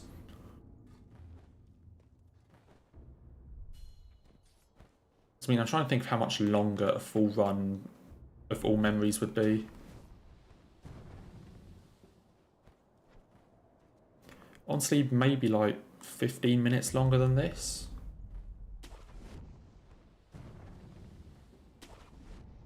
Though maybe not even that much.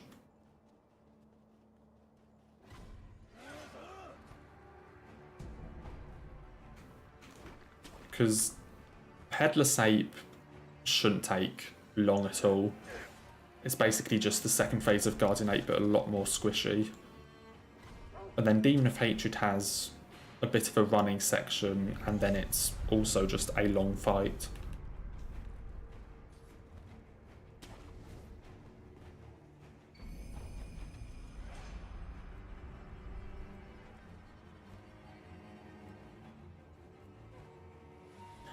I mean, the last one I just did was Deathless for Purification. Like, the run I just did was Deathless, like I never had to use a Resurrect. Because both of the hits were just like a bit of damage.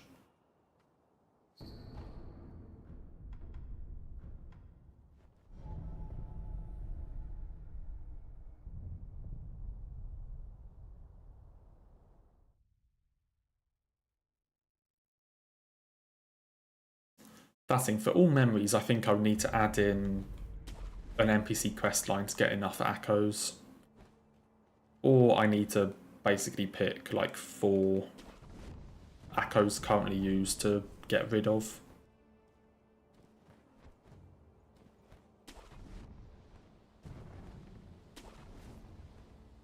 I'd rather probably just do the quest line. Assuming there's not some really difficult section that I'm forgetting about the quest line that would make it really likely to get hit.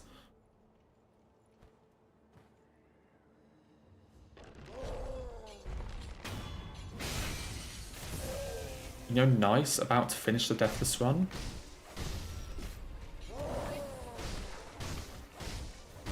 Were you just like trying to beat the game, or were you doing like all bosses or something?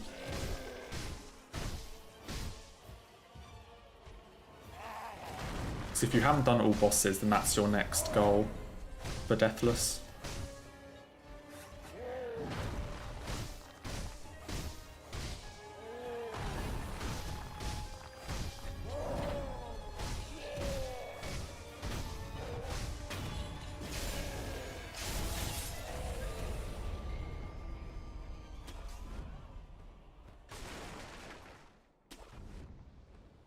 Okay, straight back through Ogre.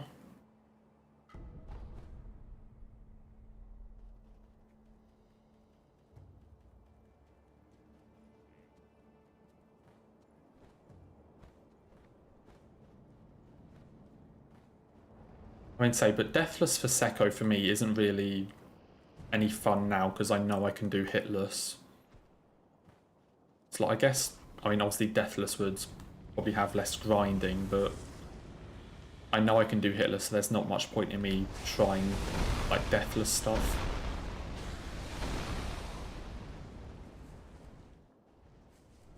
I mean, unless it were, like, Deathless with, like, Demon Bell no Kuro's Charm or something, so the fights went on for way longer. Or, like, sword only.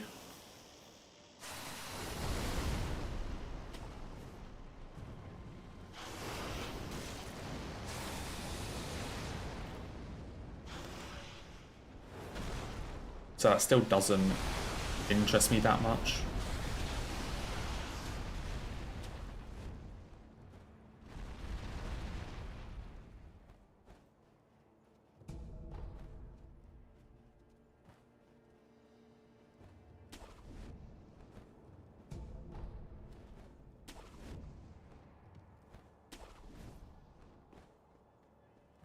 Okay, hopefully Gyobu is going to behave again.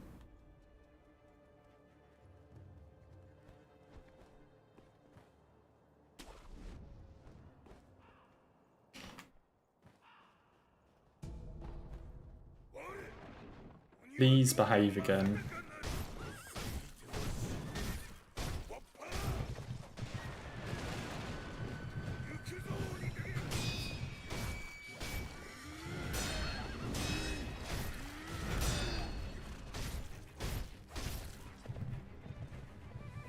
Where are we going?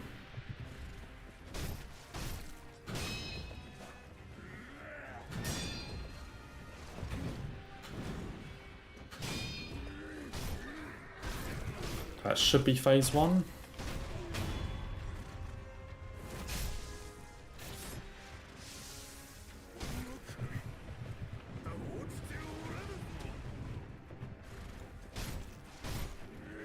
What the fuck is that? Oh. Right, it was that attack, but I was on the wrong side.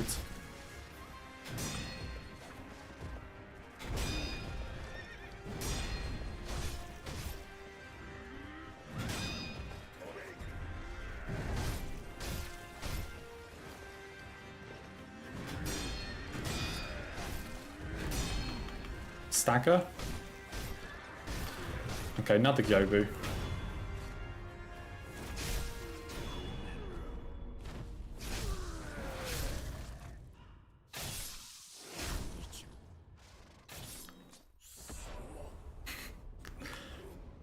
Yeah, all too well. All too well, Will. Younger cousin just like won't shut up or something, or just far too energetic.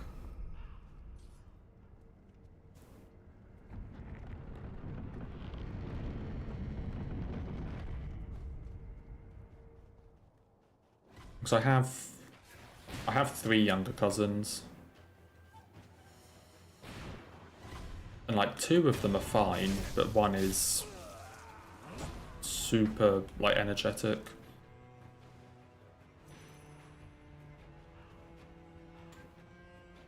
And can be a bit annoying sometimes.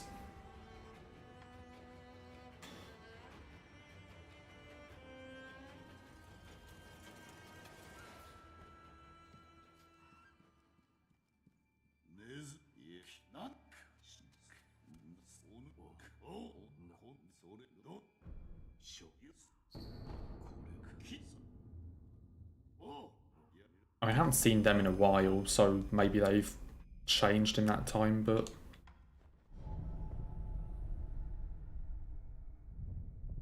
maybe he isn't quite as much.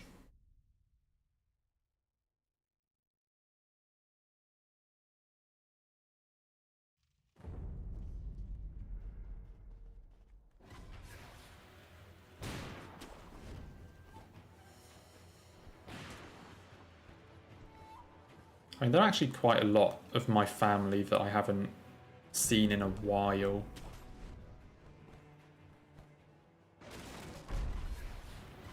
Because I see, like, obviously grandparents quite a lot, but things like cousins and things only really see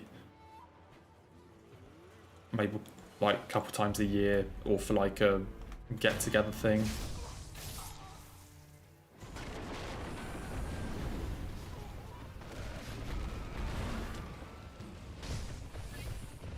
But that was good damage.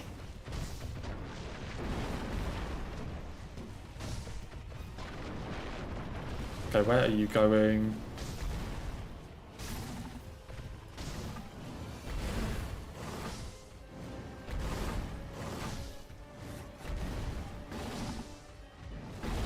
Oh, I got way too greedy there. If I got hit there, that was absolutely my fault.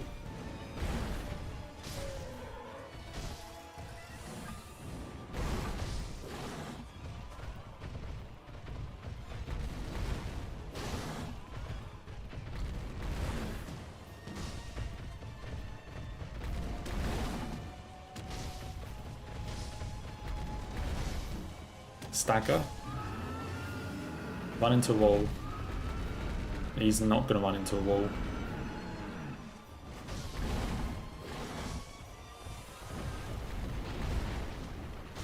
Come on.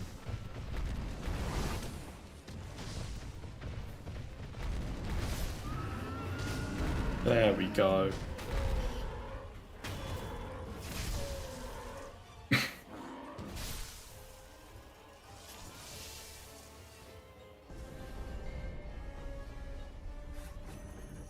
Last one finished with 2 hits.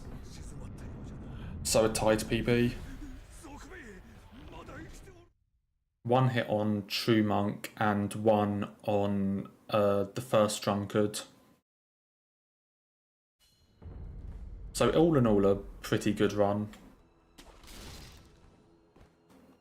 But both hits were very preventable. Especially the True Monk one.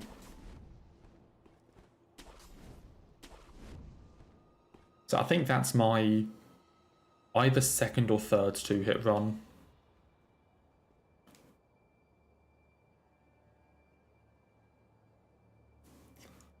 Now I think I've had like a 3, a 4, and I might have had a couple of 4s, but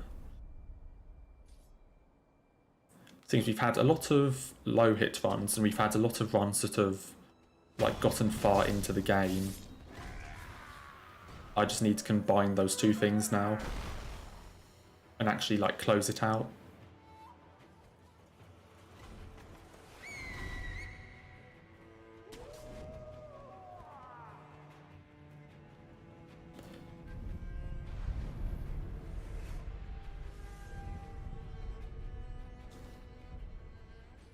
Let's say we're making a lot of progress. 3-hit run yesterday, 2-hit run today.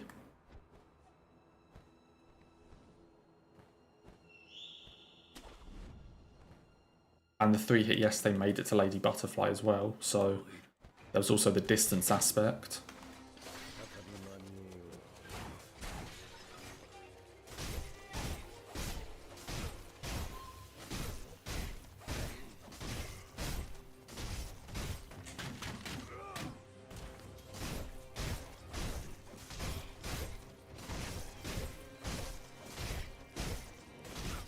Yeah, we are very close now.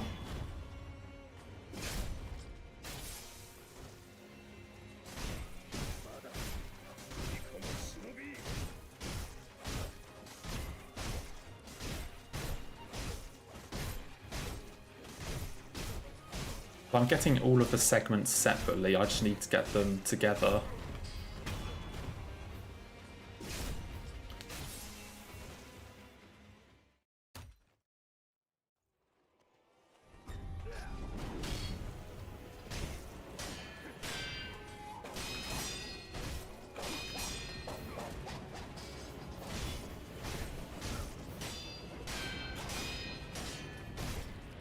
Okay, can we not go in the corner?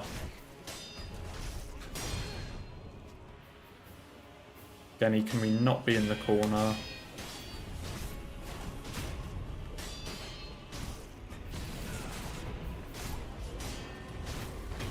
Got away with it.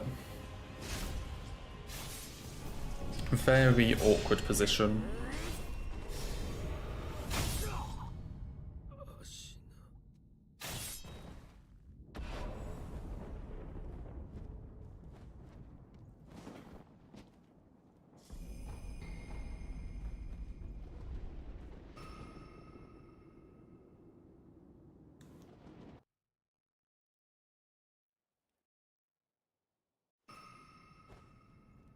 So, but we're now getting like frequent runs past Genichiro.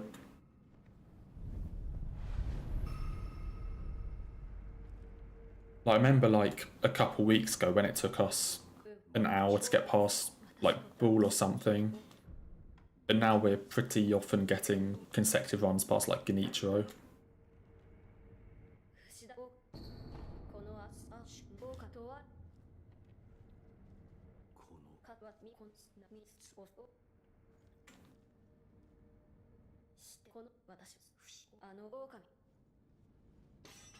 I think the furthest I've ever had consecutive runs get is Gunfort. Where like one died in Gunfort, then the run right after that made it. I think the one right after that is made it to Snake Eyes or something. Or maybe like Monk. I think Gunfort is the furthest I've had consecutive runs.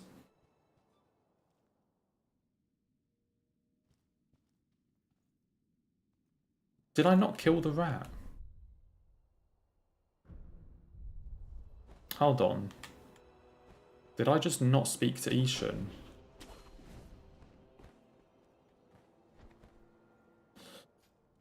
Bear with slight technical difficulties. Did I just not speak to Ishin?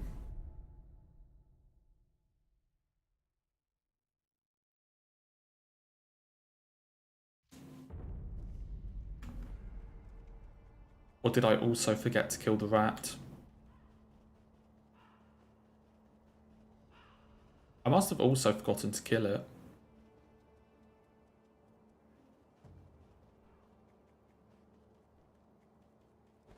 Did I really not do this?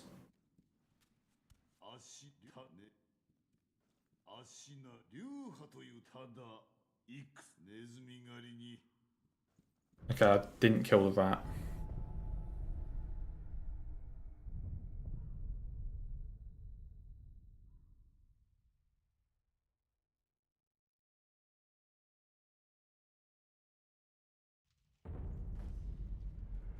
Oh right, I must have... I don't know how I would just forget to do this. Did I really not do this?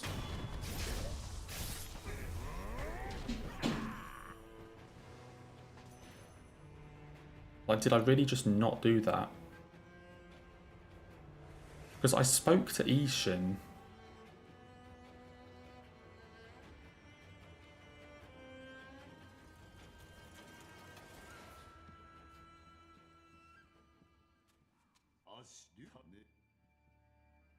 But what do you want me to do? Do I have the skill book? Okay, I have the skill book. What? Did I just forget to talk to him like one more time or something?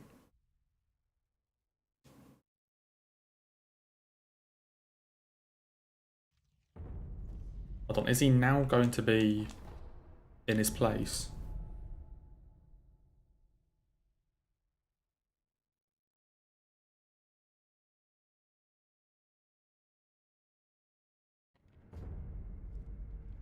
I must have just forgotten to talk to him, like the one more time. Is he now here? So wait, did I get this Gatchin or not?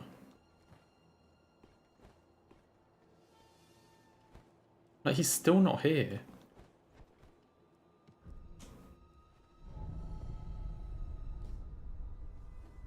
Did I forget to talk to Kuro again? I've actually completely lost the plot. I think I've got to talk to Kuro.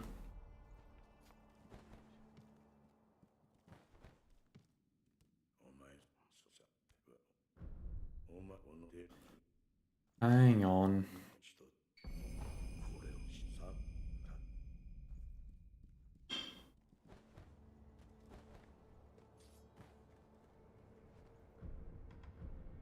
I think it's Kuro I need to talk to. Yeah, because I got the skill book.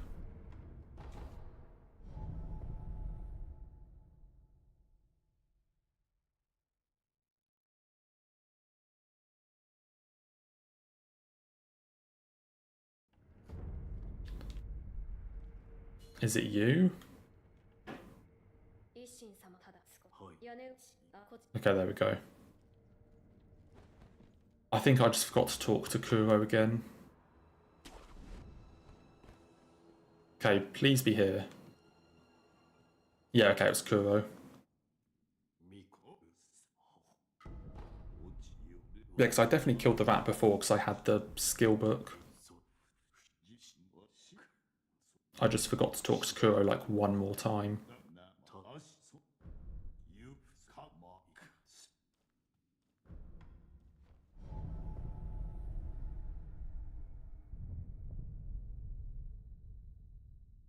So I've definitely forgotten to talk to Ishin before.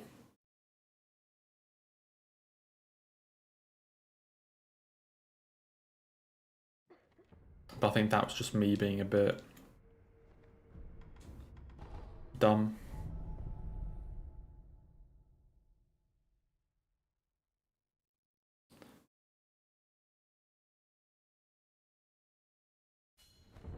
Okay, now we can go to Senpo. Now that I've sorted out who I forgot to speak to.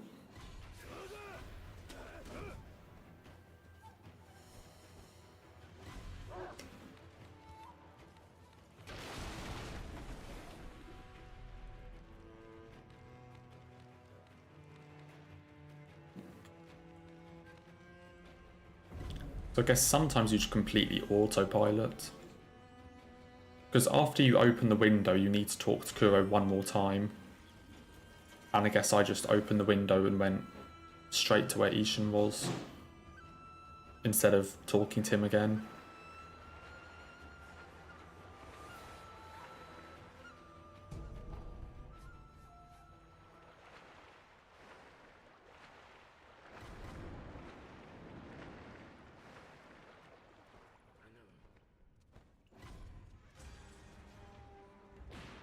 But anyway.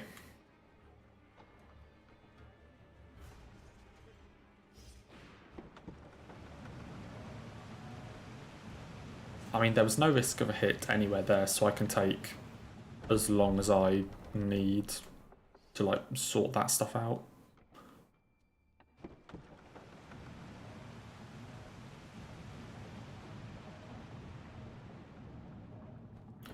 Do I agree that Pursuer is the hardest boss in Dark Souls 2? It's definitely the hardest boss in the Forest of Fallen Giants.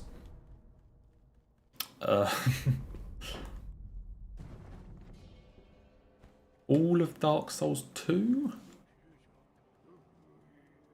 Not quite as convinced.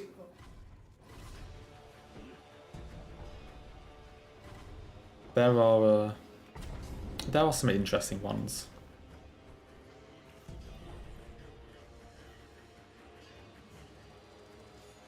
I mean, Dark Souls 2's hardest bosses have quite a big mix.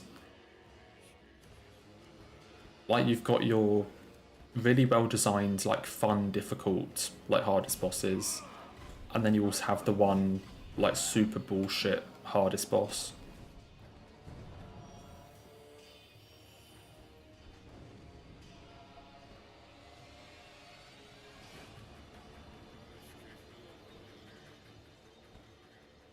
Favourite Souls game? DS3. Without question. I think my favourite, like, FromSoft game, like, overall, to, like, play casually is Bloodborne. But, like, Souls game, DS3. Without a doubt. I think it has... I think the... Like, sure, the level, like, connectivity isn't as much as something like, say, DS1. I think the level design I really enjoy, and I also think that it has FromSoft's most consistently good bosses.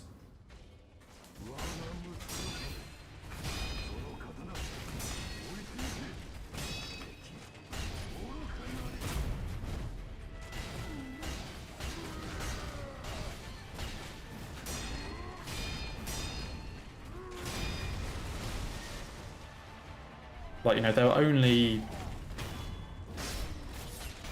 maybe two or three bosses in DS3 that I think are, like, bad bosses.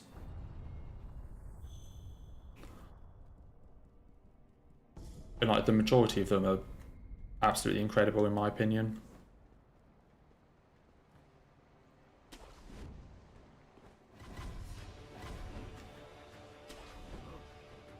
I mean, there are obviously also a lot of, like, references and things to the first two games.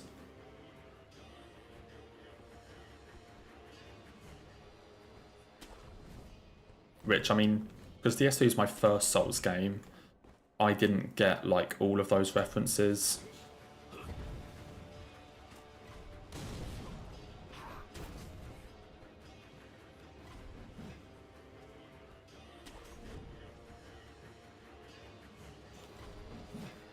I mean, yeah, I think in terms of Souls games, like, the step up in both feel and also combat speed between 2 and 3 is, like, the biggest jump up in quality.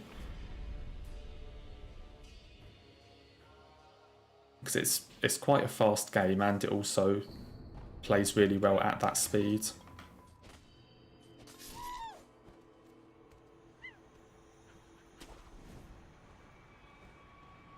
Hello, monkey.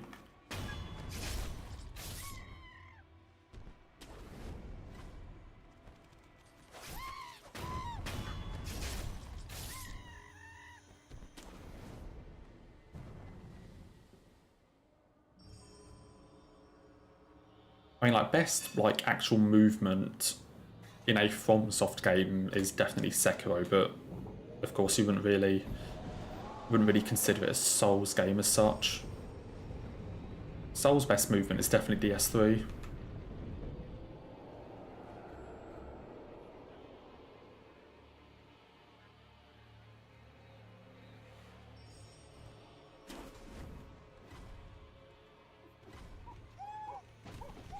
I think you could also say that, like, out of Souls, like, I think Elden Ring has better movement than DS3 purely because of the jump button.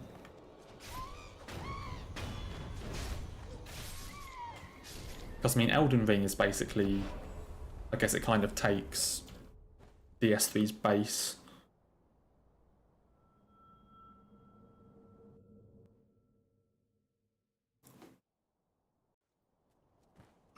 Yeah, the bosses flow really well, and also, like, your rolling also feels really good. You know, there's not a ton of, like, end lag on the roll, or it doesn't sort of feel as clunky.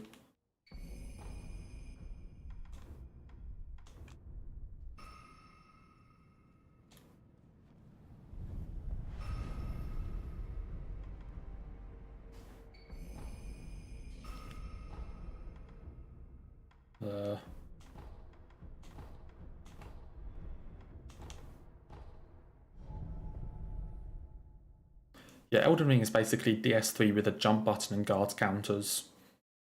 Even though, I mean, did people ever use guard counters?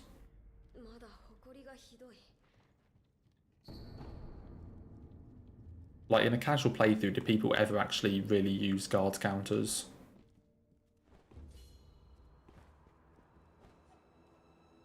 I might have done them, like, a couple times until deciding that having the shield up for all of that just isn't really worth it, and it's easy to just press the dodge button.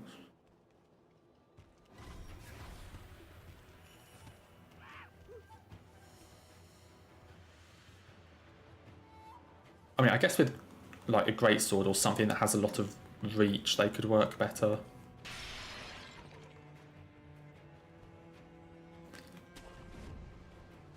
So my casual playthrough, I used, I think, Bloodhound Fang and Morgoth's sword. So I didn't really have the shield space for guard counter.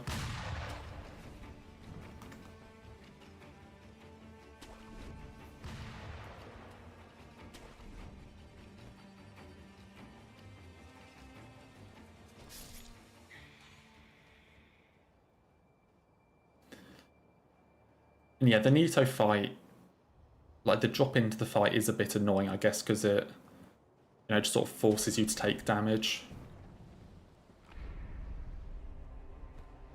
And then you need to like heal up straight away.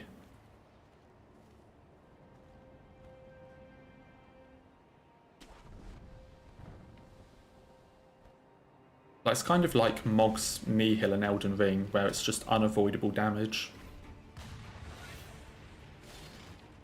And it kind of feels a bit cheap in my opinion. I think Nihil would have been better if there were a way to like completely avoid the damage. Either make the like crystal tier nullify everything, or have some way that you can just like dodge the rings that he puts on or something. I don't think like just having force damage is like very enjoyable in a way.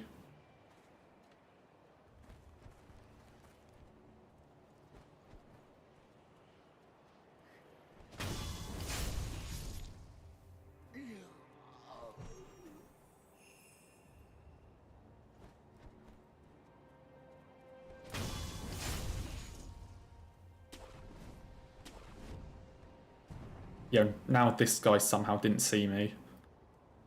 I think it's so incredibly hit or miss whether this person sees me or not.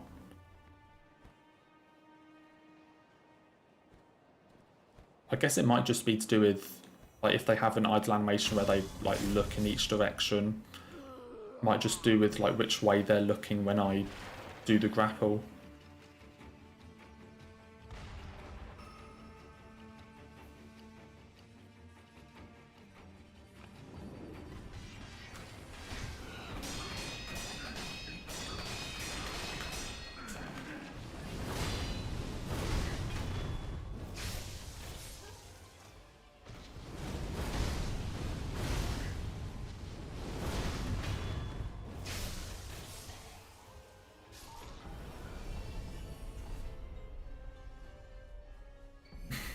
If you're waiting for me to do a DS1 randomizer, you're going to be waiting a while. That's all I'll say. You are going to be waiting a long time for me to do a DS1 randomizer.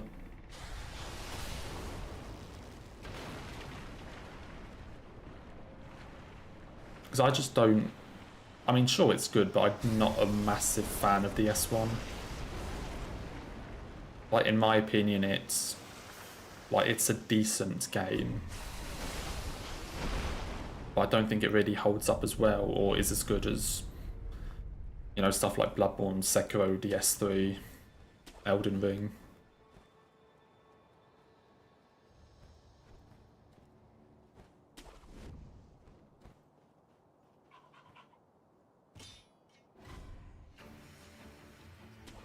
I'm not going to put a time on it, but just know it probably won't happen.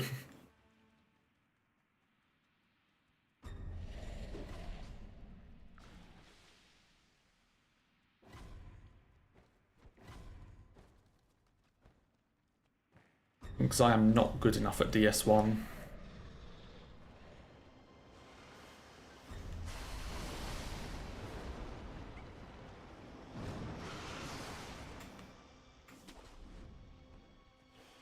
Yeah, especially after like spending all this time playing stuff like DS3, Sekiro, Elden Ring, all of a sudden going back to like DS1 is, you know, just a change in mechanics or like game speed is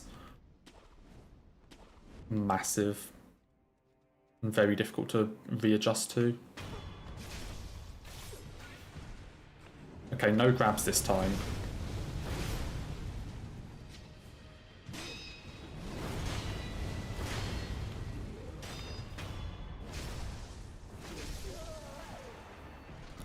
Okay, luckily I was also in the animation there.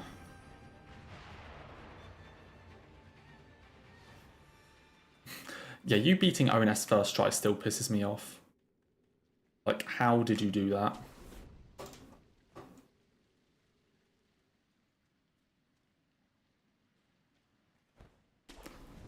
Like, that's supposed to be the hardest boss in, like, the base game or something.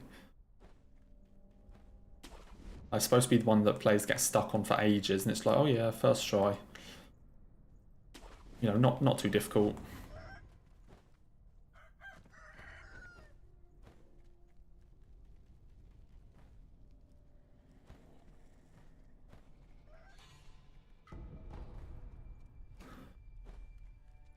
Yeah, DS1 and DS2 have, like, I guess the most, like, basic bosses. I guess also throw Demon Souls in there.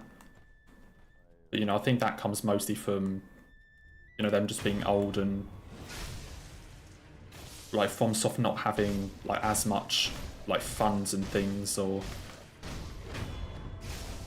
this sort of thing. And it just comes from, like, with them being quite old and having outdated AI.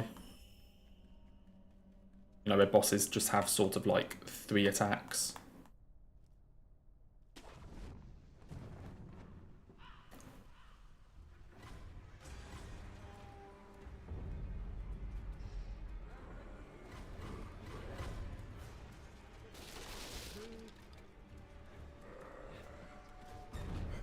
I don't think I remember DS1, but I remember I kept a list for DS2 bosses. I think DS2 and Bloodborne bosses, I kept like a list of how many deaths I had on my first playthrough.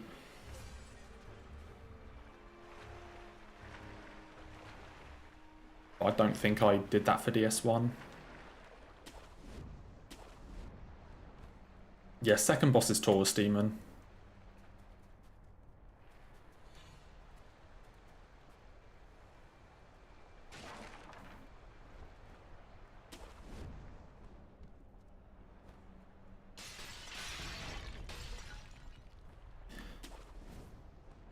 I think I should have like a note file on my phone with all the bosses. Bloodborne I got a surprising amount of them first try, and then on like subsequent playthroughs I just can't do them first try.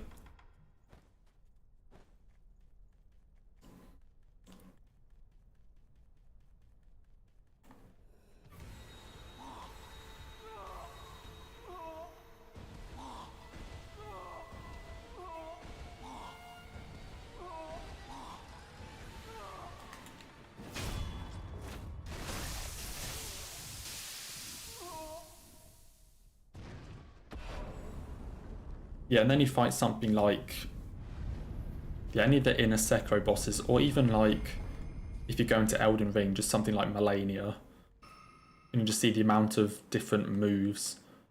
And, you know, not even necessarily the amount of attacks, but also just the amount of animations of, you know, just like different ways the boss can like move around the arena with like dashes or dodges or just walking and all this sort of stuff.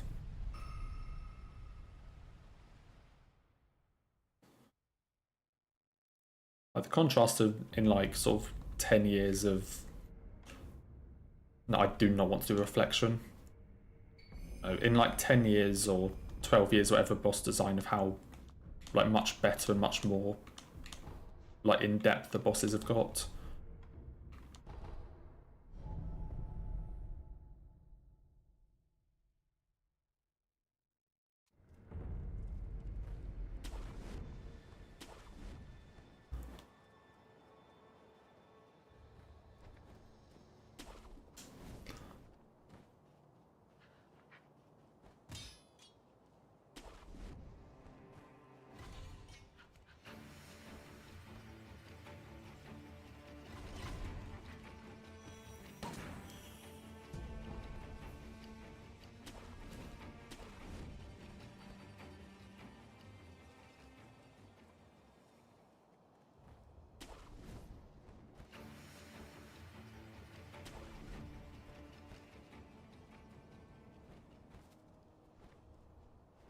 Okay, Guardian Ape time again.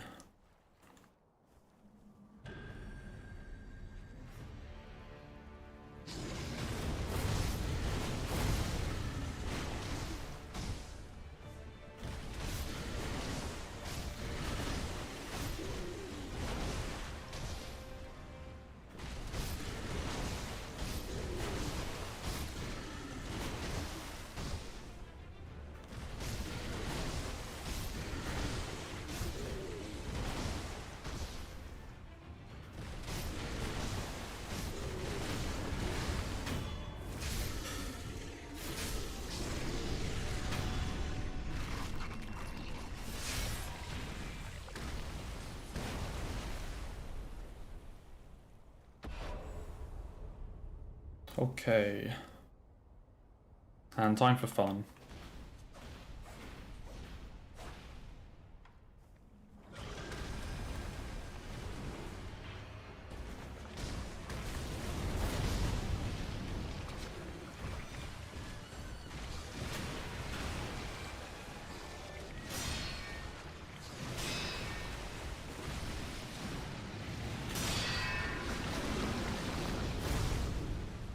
Can this tree not be here?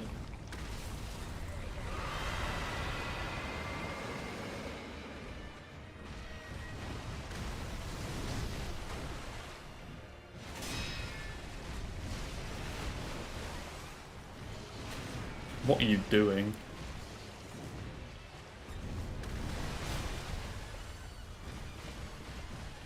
Okay, what are you doing?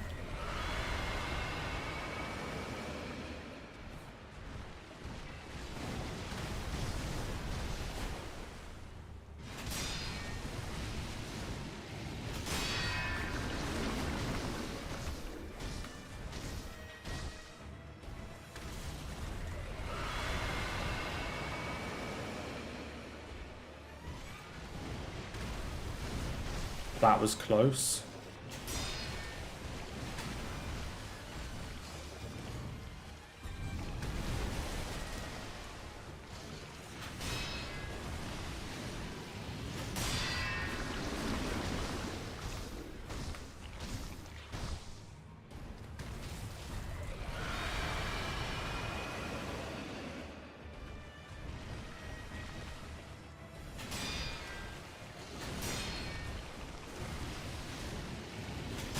Okay, GG. Another very uncooperative ape.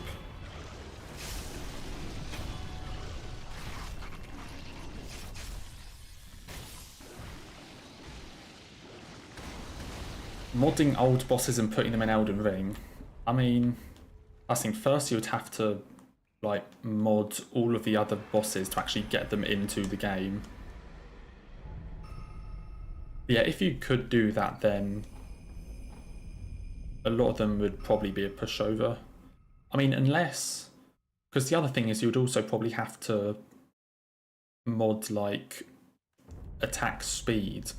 Because you also have to think that even if you put something like, I don't know, Artorias into, like, Elden Ring or something,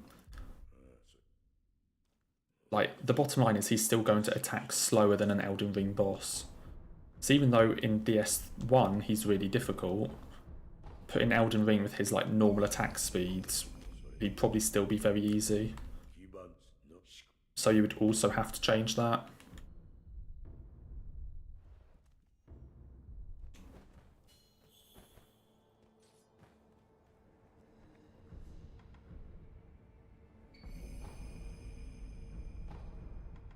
I mean, yeah, Artorias is probably my second favourite boss in DS1. But I said, putting Elden Ring with his like DS1 speed, it would be very slow.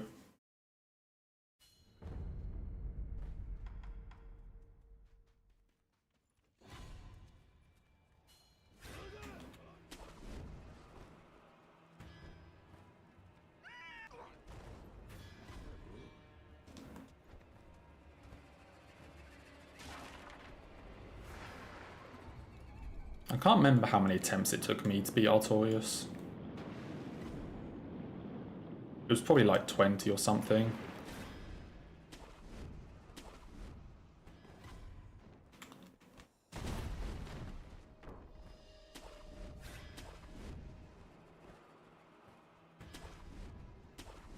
Yeah, that's another point as well. I guess DS1 you can only roll in 4 directions, not any direction.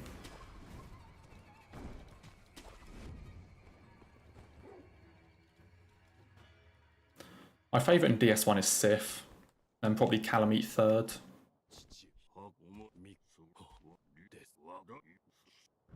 Okay, please behave more than last time. Last time you were very uncooperative. Please just get in the corner this time.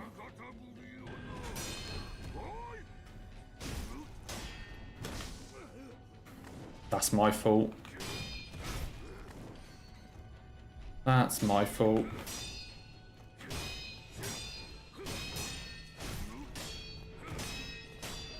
Still incredibly uncooperative though. Okay, that was also my fault. No, let's just fight him normally. I haven't fought this owl normally in so long.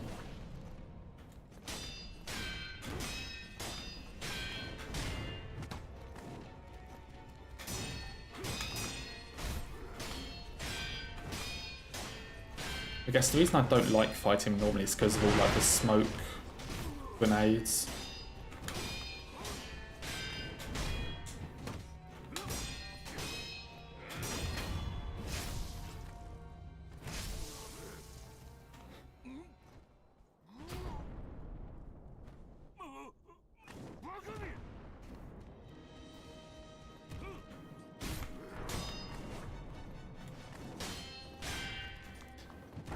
Yeah, like, that stagger I think actually like counts as a hit. Or something.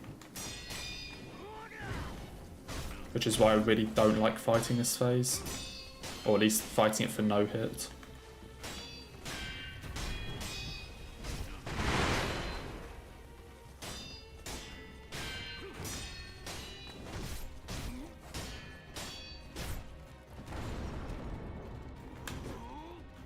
Like, why did he have to be so uncooperative though?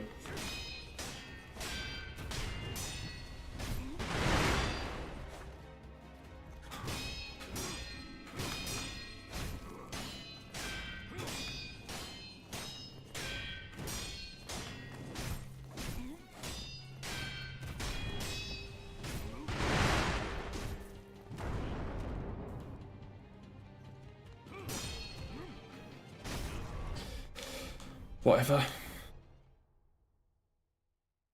Oh, you died to Sword Saint. No. Oh, that's really unfortunate.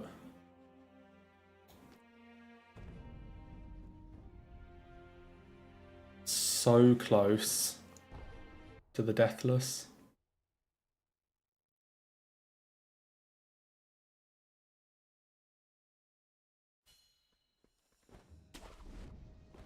Okay, why was Al so uncooperative?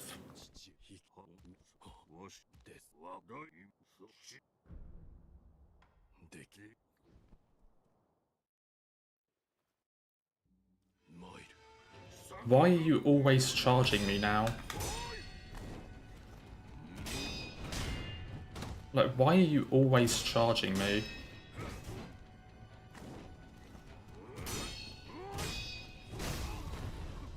Like, why is he just charging me now? He's supposed to stand around doing nothing.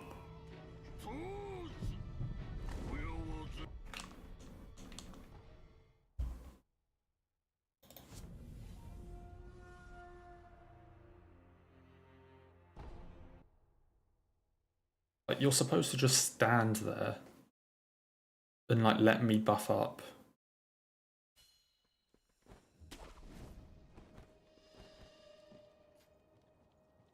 Why are you not?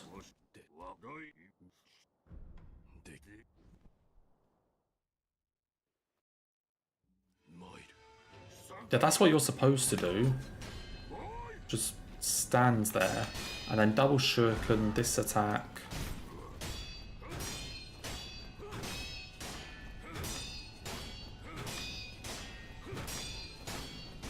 Yeah, that's what you're supposed to do. Why are you not doing that?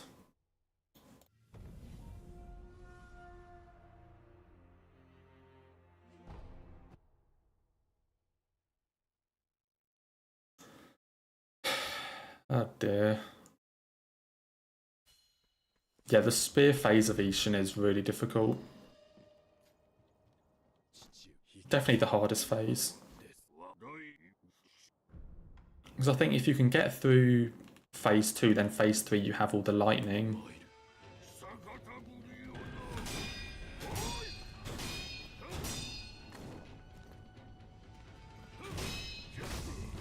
But what are you doing? Why is he being so uncooperative right now? Yeah, I'm playing on controller. I play every Souls game on controller.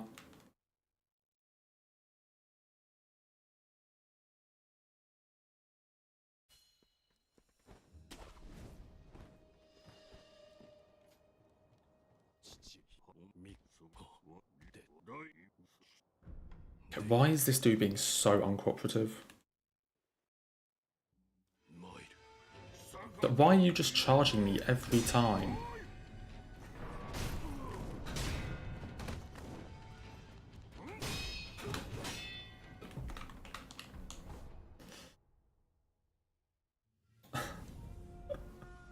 Why can I not do this now?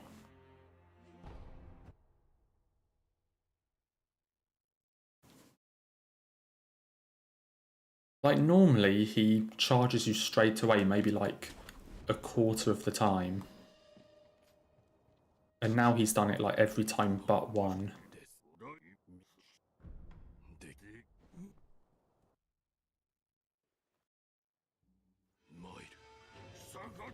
There we go. Like, just give me that opener more often.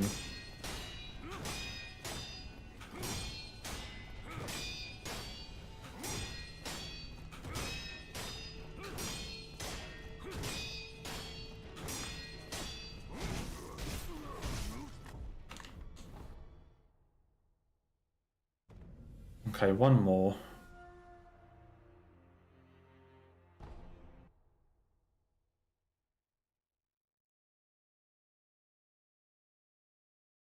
One more.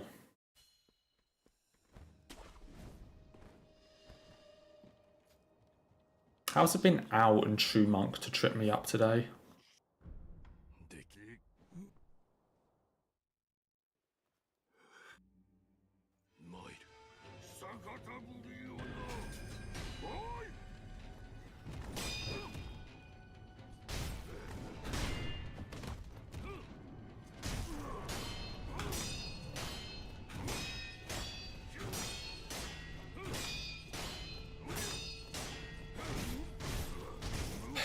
How has it been those two?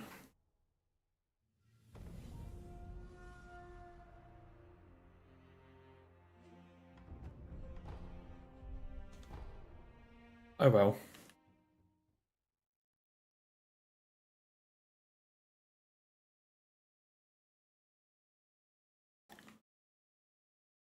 Like, Owl and True Monk haven't caused me issues really until today. Obviously, other than the slight True Monk incident, but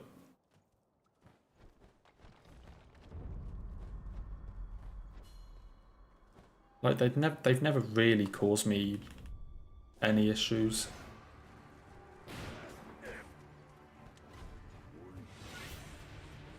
Although we did have back-to-back runs to Owl, so I guess that's something.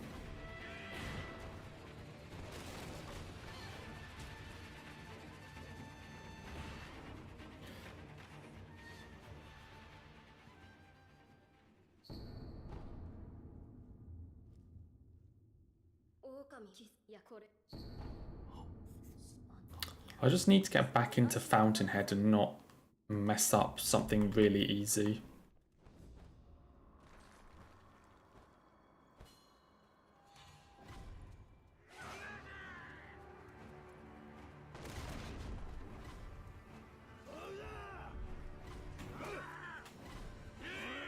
A nice job on the Ishin kill, Madhu. I think just like a bit more practice on it and you'll be able to get Deathless. Because the phase 2 is definitely the most difficult.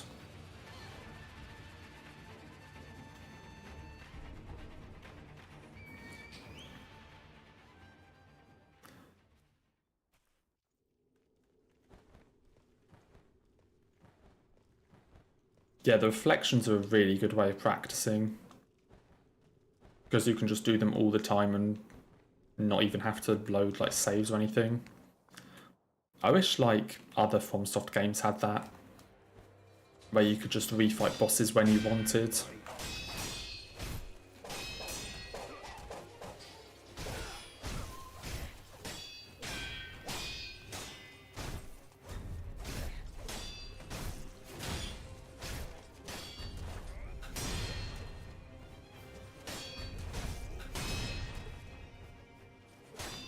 Like, especially something like Bloodborne or DS3.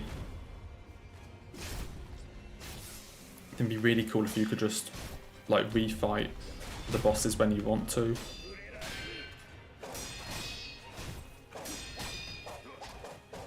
I'm kind of surprised that like Elden Ring doesn't have a way to do it.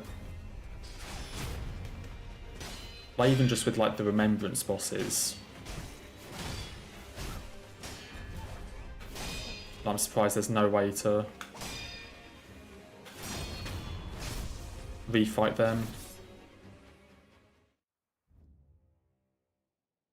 Imagine getting hit right there. I don't have to imagine it.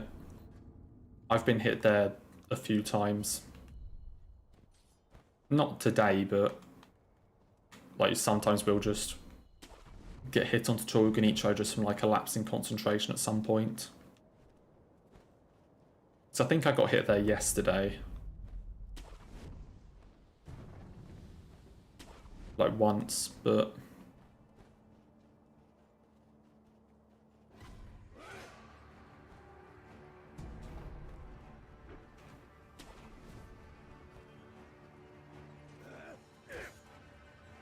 that dude very nearly hit me. I've also been hit by that guy twice, which is a very interesting one.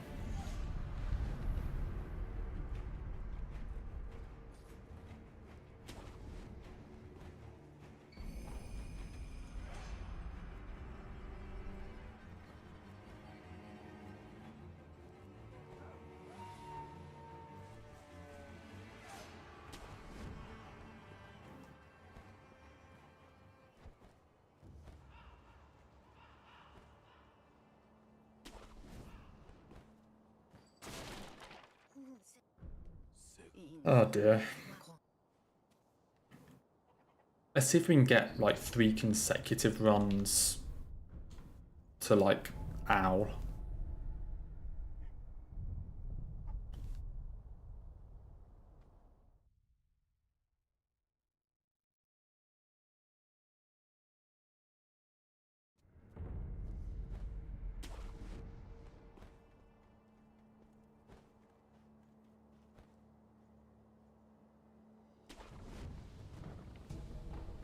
I mean, yeah, that can sometimes get annoying. Like, if you need to basically replay an area as boss run back, And then you get hit by the enemy, or like by an enemy on your way back to the boss, and need to like use some heals or something.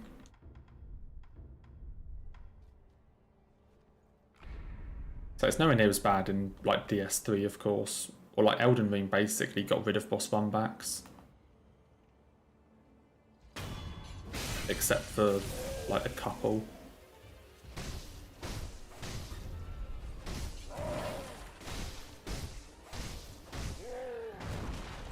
But all I will say is, you haven't been there yet, but there is a very fun area for that in DS2. Because of course, in the other games, when you're using like the fog wall, and like going through the fog wall, you just have iframes. And you just go through the fog wall. But in DS2 you don't have iframes, and you can actually be like staggered out of it by enemies. And there is a very fun area in the game where the fact you can get staggered out of fog walls makes retrying the boss very, very fun.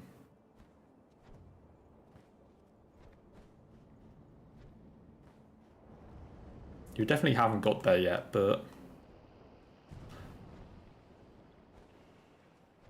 basically you just want to make sure you get that boss like first try.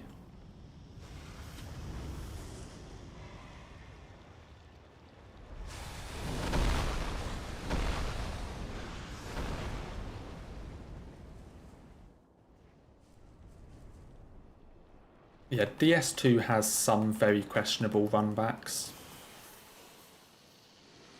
There's that one, and then also like 3 of the DLC bosses.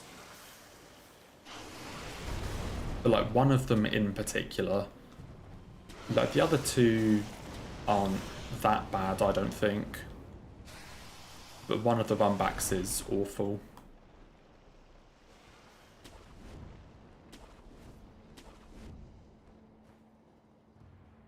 I'm trying to remember where the DLCs are. Basically, there are like little things. It'll be quite obvious when you find them, but there are a couple rooms you'll come across at some point that have, like, I think they have an option to warp somewhere or something, but they'll be quite obvious when you come across them. We'll say like warp to so-and-so place, I think. And then you'll need a key to get in. But you won't be anywhere near them yet.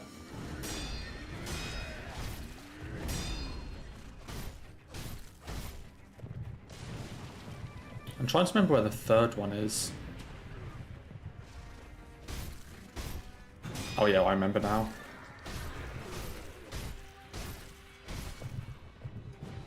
So you're not going to reach them for a while.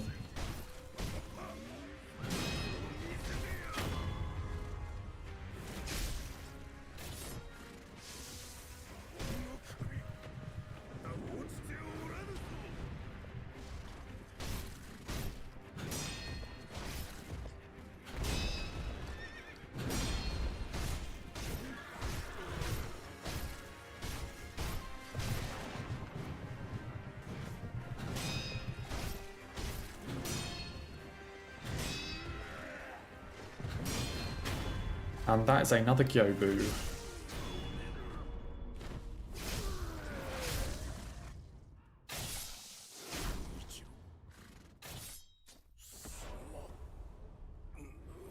Cathedral after Bastille?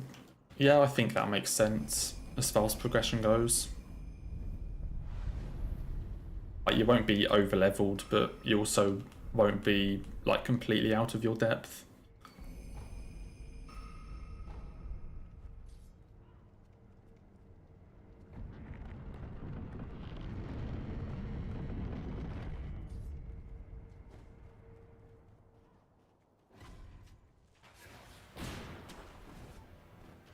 You're an axe guy now.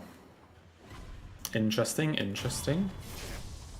I think for my DS2 playthrough, I used katanas for my casual playthrough. I think I might have started with the broadswords and then, or whatever it's called in DS2, and then swapped into a katana later.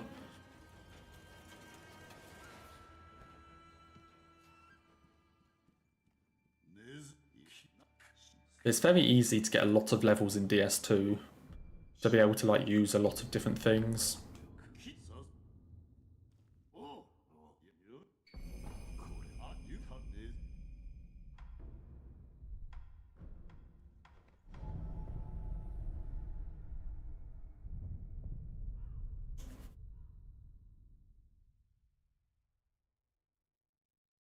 I don't think I've ever really tried out axes in any of the FromSoft games.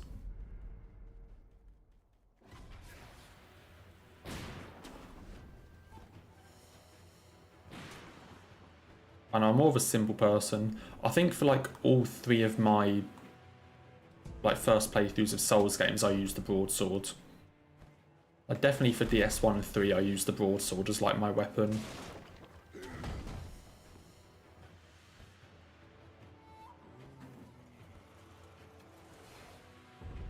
So then DS2 I swapped into something else. And then now when I play DS3 I just use whatever weapon I want.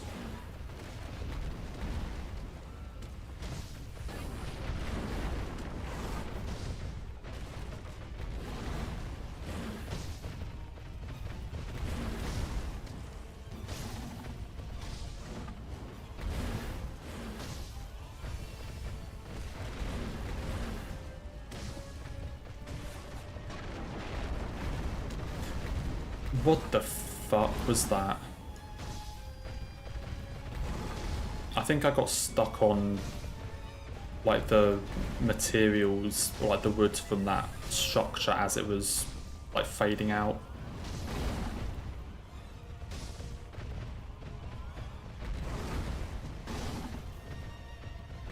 Very nearly got me killed.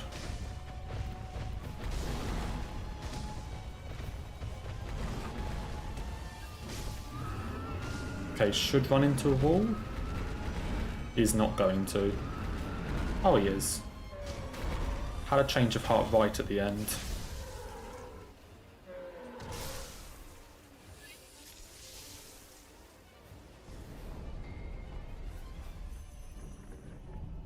I mean, casual playthroughs on DS3 now, I almost always do like sort of dark sorcery and stuff, so I always go for either like Onyx Blade or Frida's Scythes. So Wilhelm or Frida's weapons. And then use like whatever staff I can get and like dark sorceries. That's probably like my favourite way to play DS3. Yeah, because that's what when we did co-op, that's what my build was.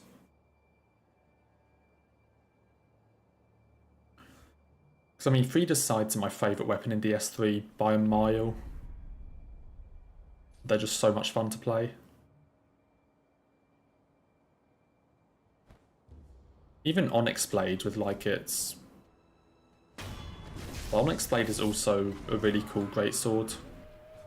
Like with its buff and things.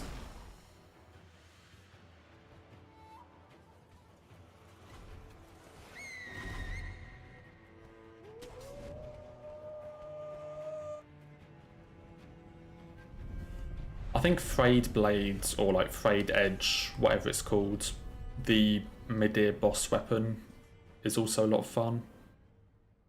I think that's what Half-Light uses in the offline boss fight. But that one's also a lot of fun.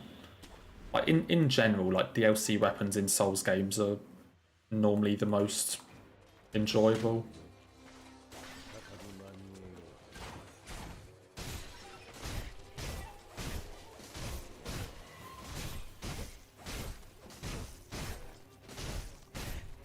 Also in Bloodborne, things like Rikuyo and the saw, whatever it's called.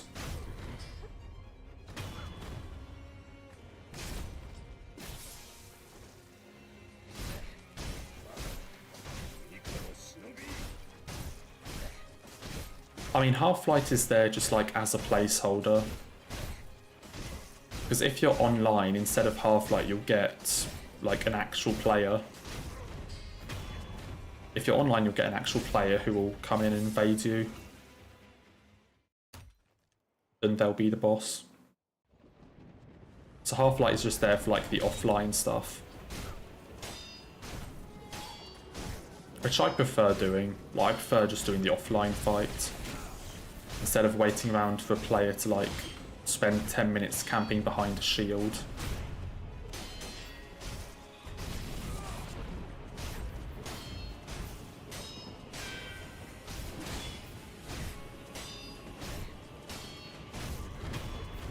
So they've done it, they did it before in Demon's Souls.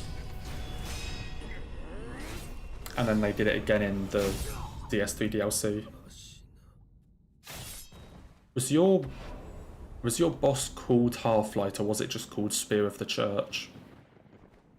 So I think if it's just called Spear of the Church, then it was a player, but if it was called like Half-Light on the health bar, then it's offline.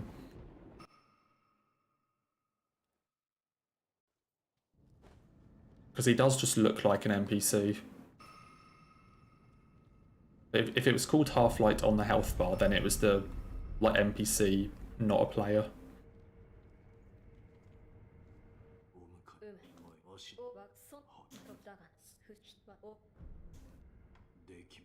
Yeah, if it was just Spirit of the Church, then it was an actual player.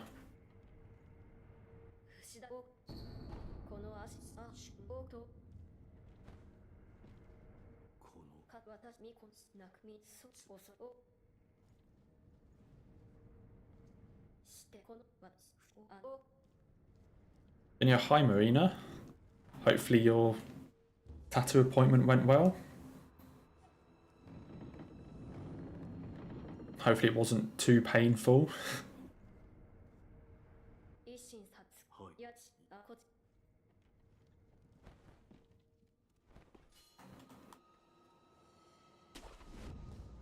I'm sure it also looks very nice.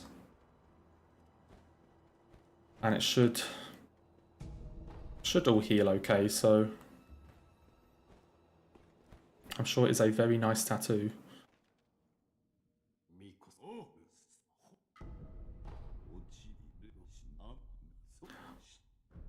I mean, I guess if you've already had a lot, then you're probably sort of used to the sort of pain of it.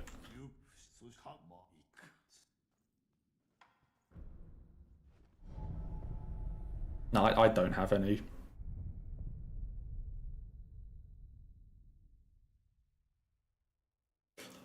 I do not.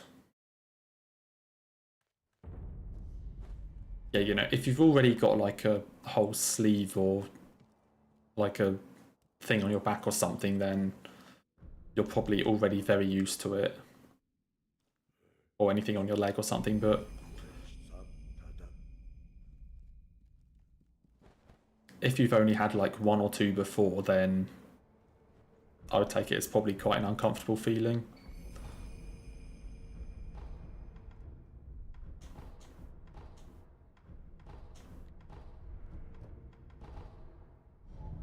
So were you adding to the sleeve, or was it like something separate? Or are you like adding to a like sleeve or something that you already have?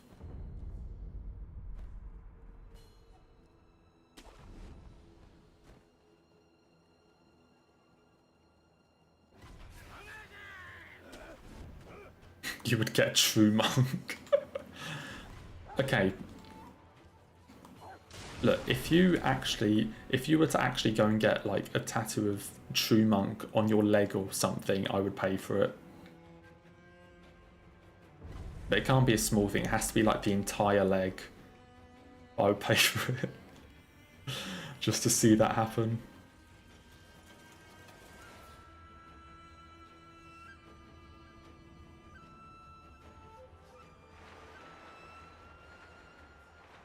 Also, you're just like sort of touching up and not necessarily fixing, but just sort of, I guess fixing, but just kind of like touching up and finishing off like the other stuff you already have, I guess. That must have been okay then, like if you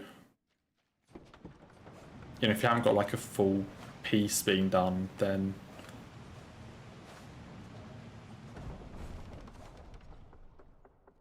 I think the biggest thing for me is just having to like sit still for that long without moving your arm or anything.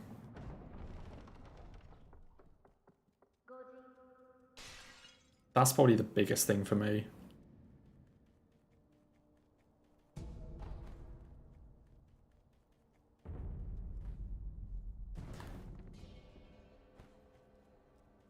Like, especially if it's anything like relatively sizable,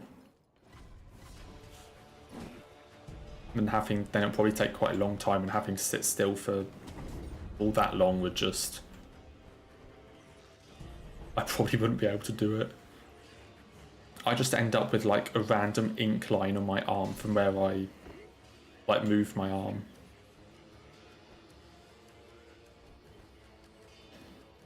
You know, have a safe drive, Marina. Thanks for quickly stopping by.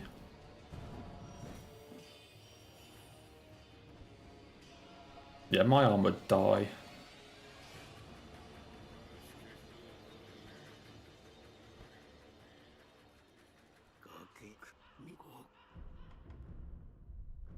Sell the coin burst.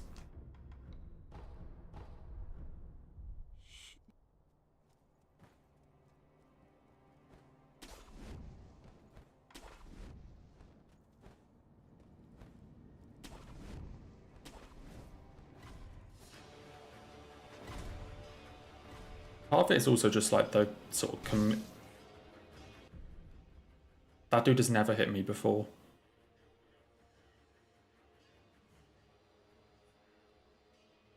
That... Oh, fuck you.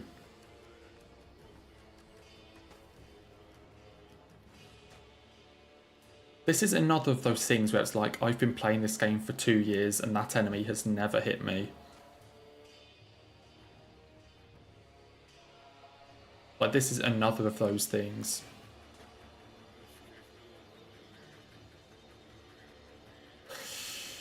But really?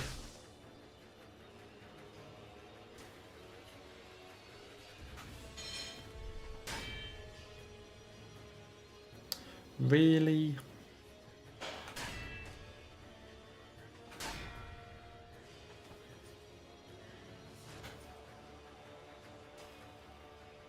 Like, in 2 years, I've never been hit by this guy. I always just jump over him and run past.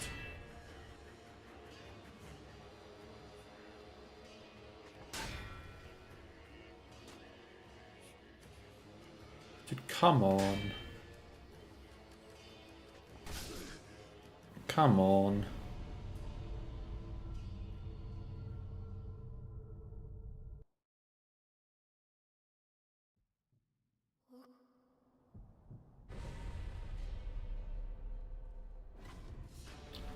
Fuck you.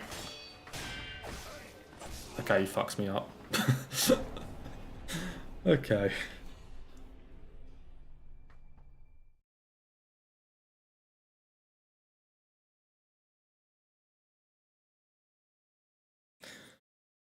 God fucking damn it.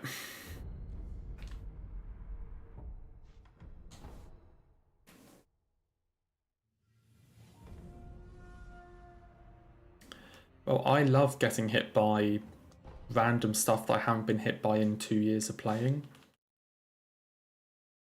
And then get hit by for the first time in the middle of a Hitless run.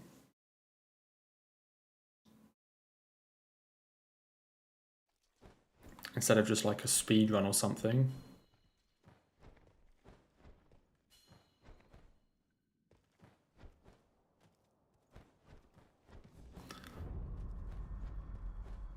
Because what I've done for 2 years is just jump over him. And he misses. And he's missed for 2 years. until now.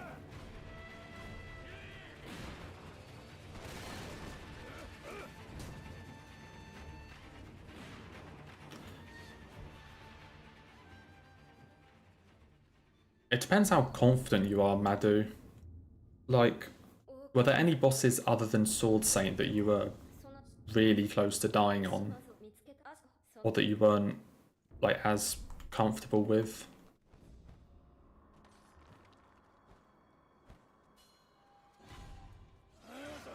Like, if there were bosses that you almost died on but didn't, then I'd probably practice those ones.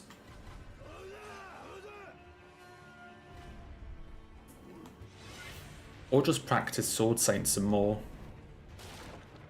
Because, you know, like, worst thing is I suck.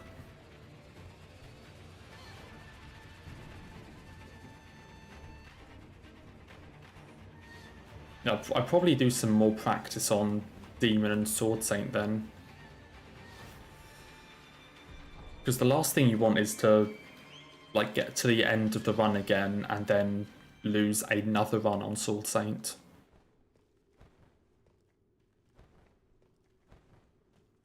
So you probably want to practice both of them until you're, like, confident that you can beat them every time.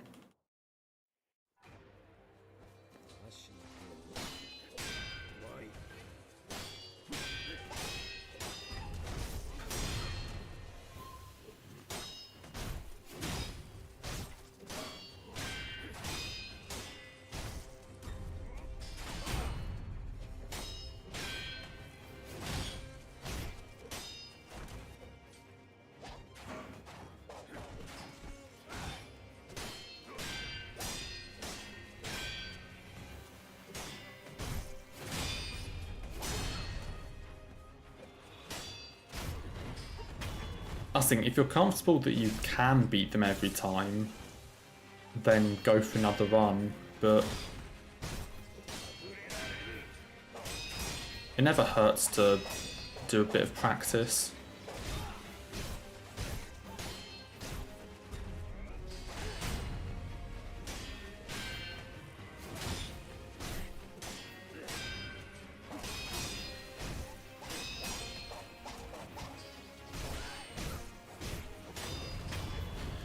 A normal speedrun would be way faster. Because there are a lot of, like, little things that I take extra time to clear out, or, like, extra things that I pick up that I wouldn't get in a speedrun. But also just, like, more things you can do. For example, Blazing Ball, you could just parry and the fight would be done in like 10 seconds. And there are lots of things I wait around and then pick off enemies one by one that you just wouldn't do.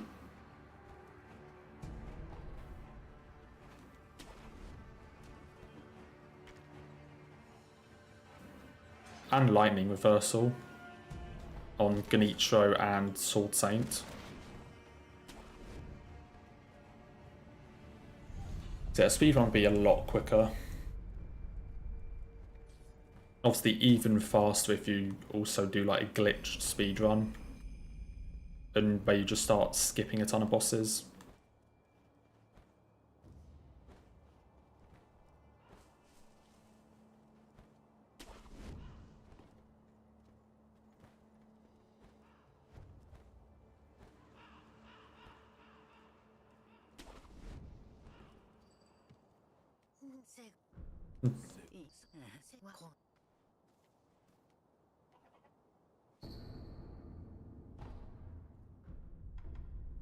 I mean, if you're doing all bosses and mini bosses, then that is a pretty big run to do. Deathless, like basically every boss in the game. I guess Demon is a boss, so kind of have to. I mean, like, if you can do all 5 headless, then you should be able to get Demon. It's like Headless, I think, are also quite difficult. Especially the underwater ones.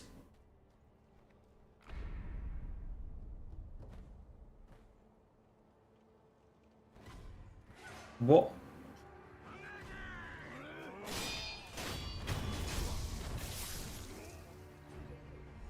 Bro, I suck.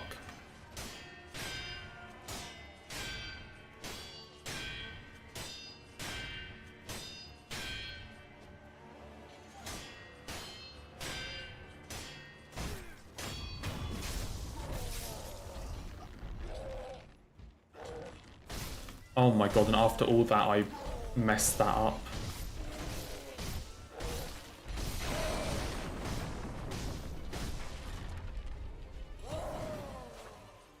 Oh, this is a good start.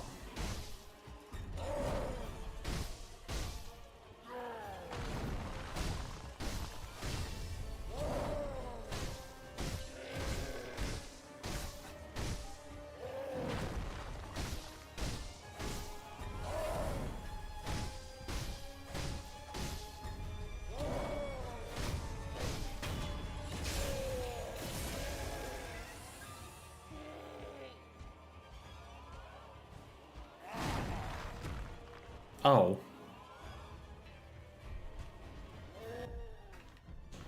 Cool.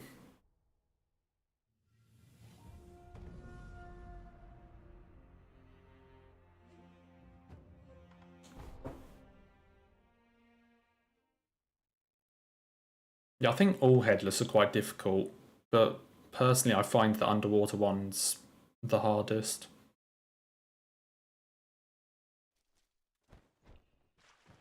Shichiman Warriors, I don't think are too bad.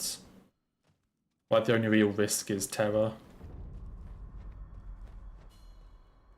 So if you just have like a ton of Terror healing, then you should be okay.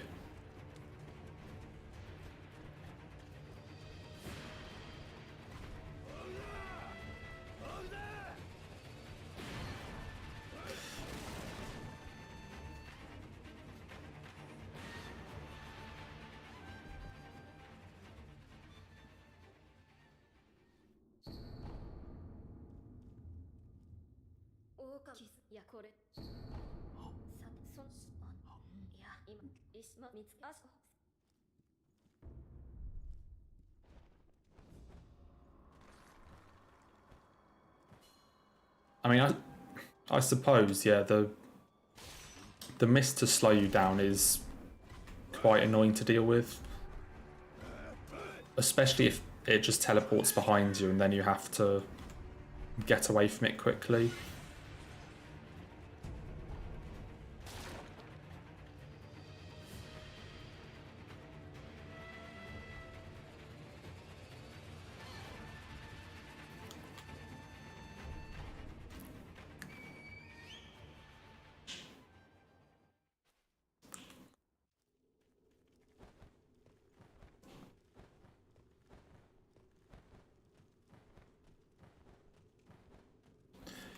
This is the one. Maybe.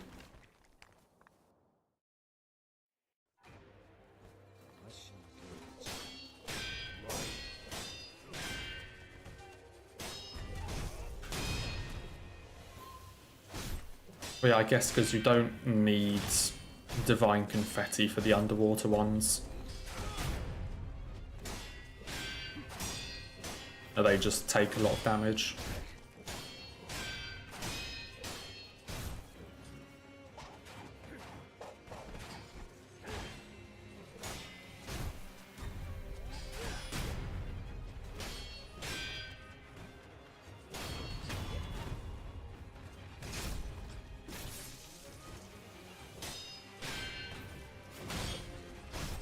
The underwater ones don't need confetti, but I think, especially the one in Fountainhead where there's like 2 of them, just trying to find the time to actually attack it is really difficult for me.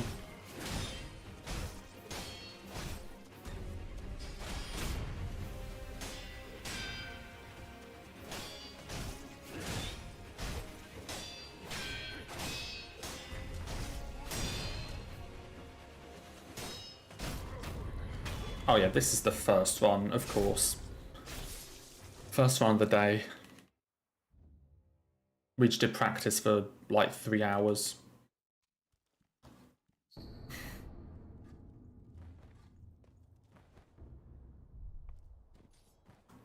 Like, it can ignore all the other runs, but it was practice. This is the first run.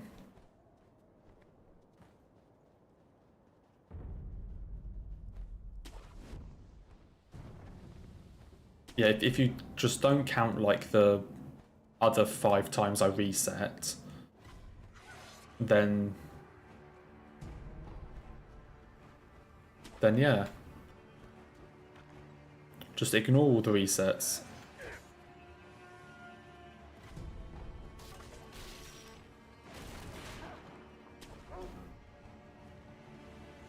Can that guy come around that?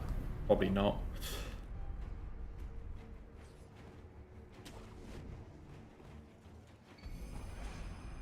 Practice whichever one you're worse at. Like, start with whichever one you are not as good at, and then after that do the one you're better at.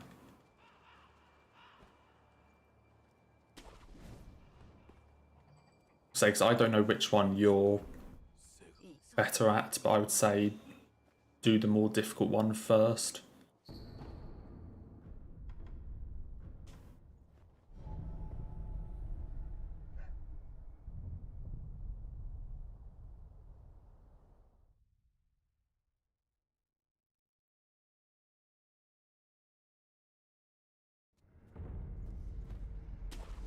True Monk is not 2-0 against me. It's like 2-8 or something.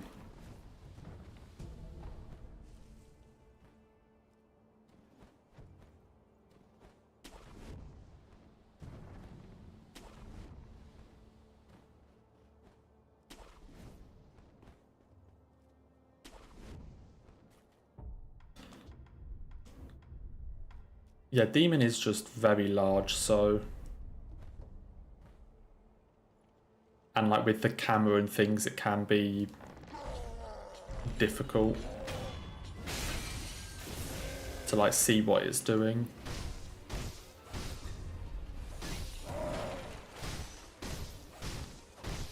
But for Demon, you just kind of need to know it's like 2 AoE attacks.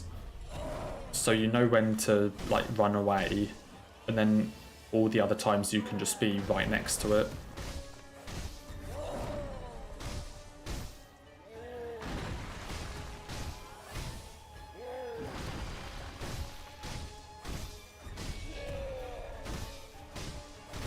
Hey, I can actually beat Ogre.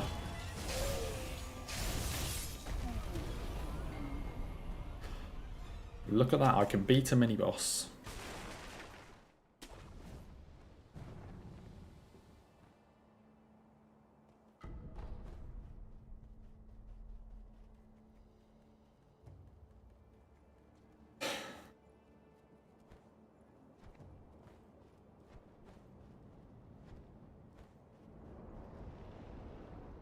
Imagine after, like, even after finishing this run, like, even after I get the Hitless Damageless, for all memories, it's basically just this run again.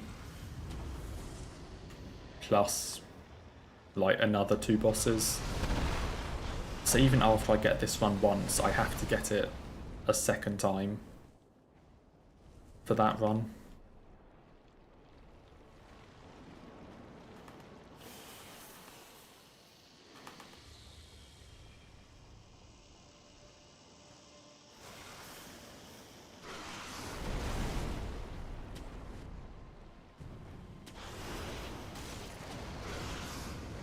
I mean, the bit I'm most looking forward to is that, like, when you start a new run and you just get to do a baseline.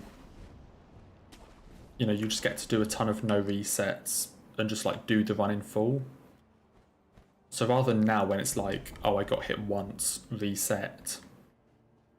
You know, when you just get to, like, play through the entire run, doesn't matter when you get hit, don't need to reset, just entire game.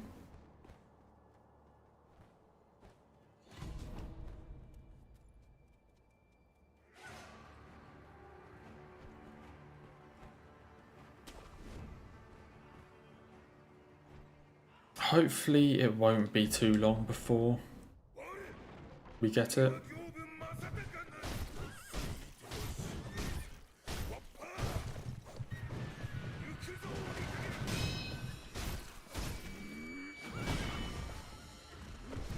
I suck. I don't know why I pressed it so early.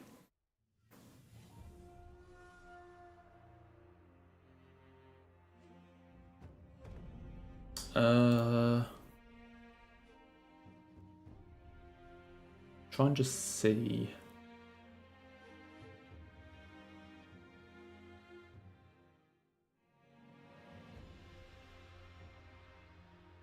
I don't have time to do another one because it's already 6:30.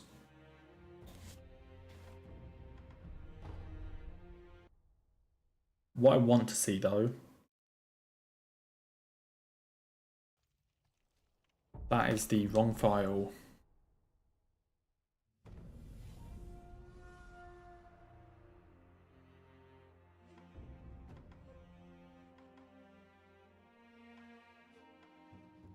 Probably that one.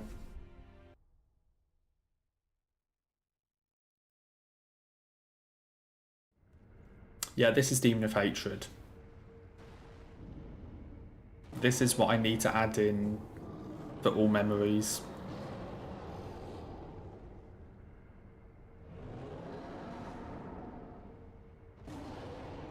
This guy.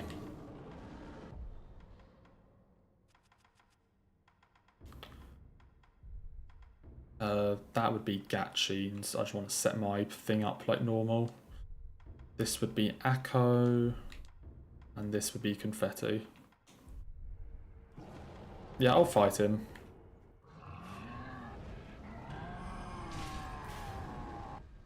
Let me also put a shuriken on, not that I'm going to use it.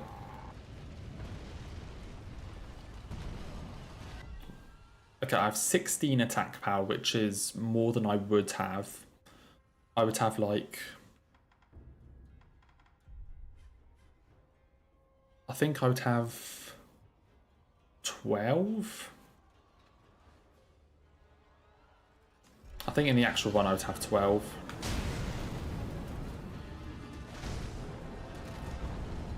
But yeah, this is what I would need to do at the end of a... Basically, I would need to do the Purification run and then this.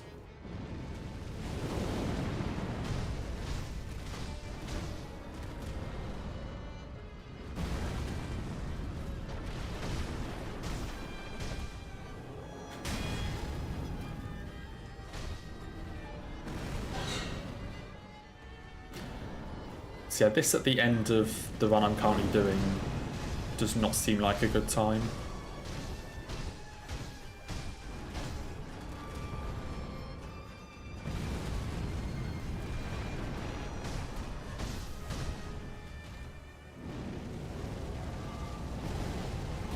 Fuck.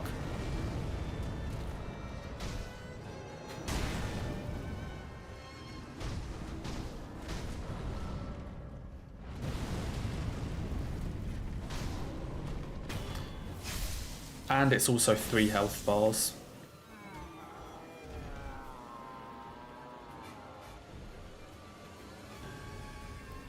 I wonder if getting like devotion could be helpful to increase the amount of time I have on an Akko.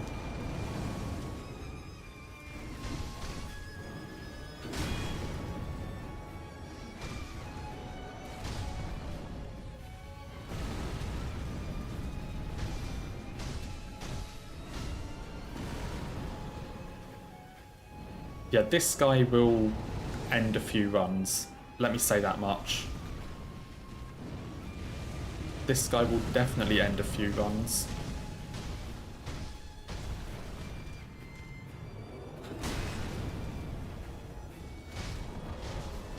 Like, there would be an argument to do him before Hirata, because while the fight would go on for longer because I have less attack power, it's less time wasted to reset. But then there's the argument to do him after Hirata, where I have the most attack power.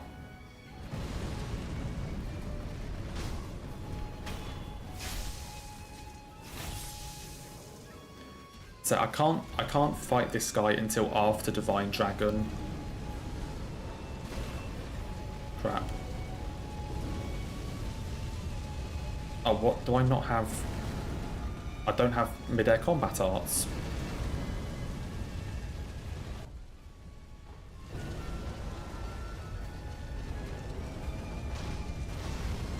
Yeah, you can't fight this guy until after Divine Dragon.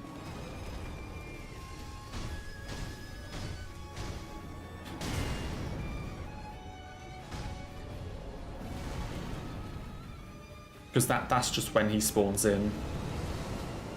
Because if you notice, this is Gyobu's arena.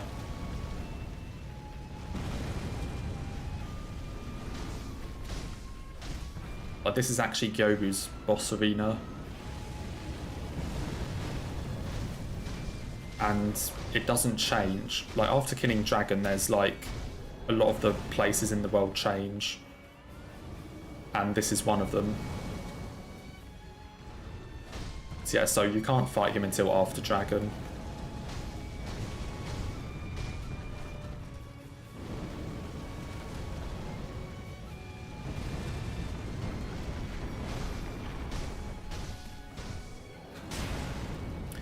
Honestly, it doesn't seem too bad. I'm gonna be honest, that doesn't seem too bad.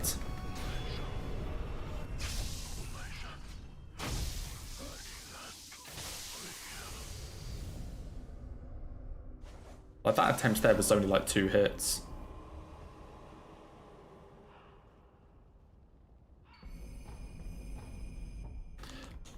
I'll just show one cool thing.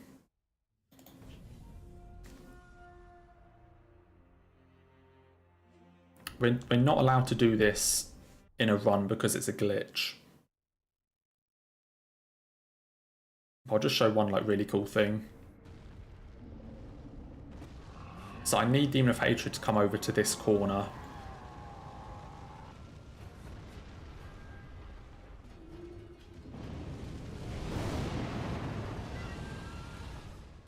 So if Demon of Hatred comes over here, and then I run around here, he gets stuck. He actually can't move from there.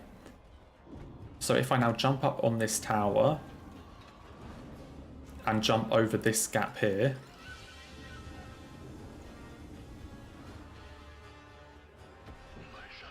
he falls off the edge and dies. Yeah, we're not allowed to do that because it's a glitch. But you can also do that with Gyobu.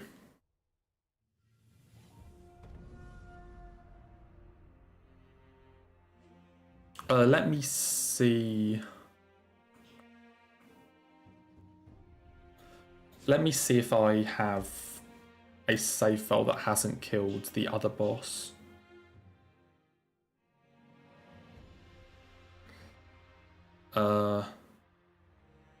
Actually, I should be able to just show it in a reflection, shouldn't I?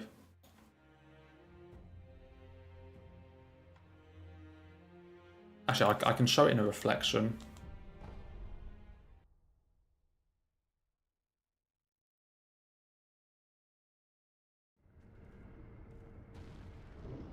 So the other boss is Headless Ape. This is the other one we need to do for all memories.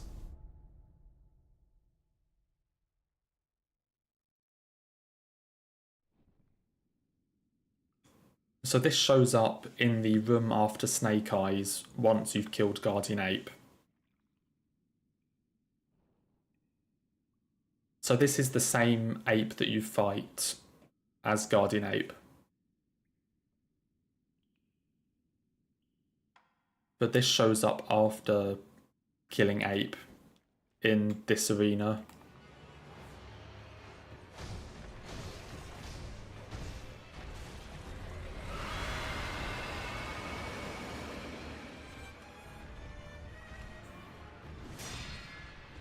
We may have beaten him in the ape fight, but we didn't kill it. Oh, actually, have I got the...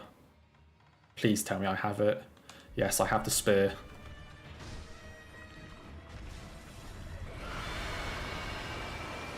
Also, I don't get the spear in my runs, but there's also something you can do with the spear if you knock Ape down.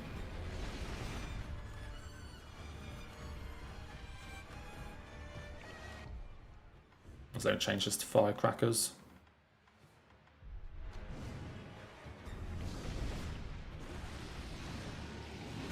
So now if I use the spear, there's a little centipede that comes out of its head.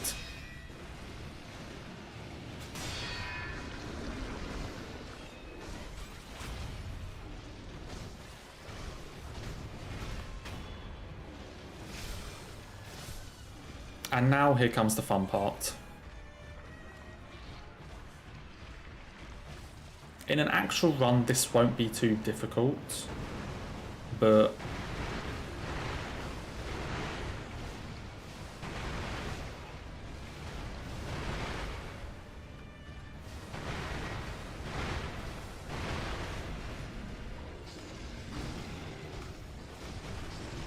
basically a second ape shows up.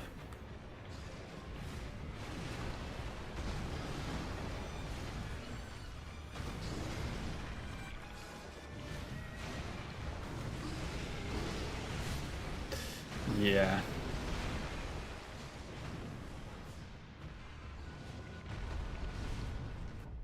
Let me see if I can get a file where the attack power is correct. Because it's actually really not this bad.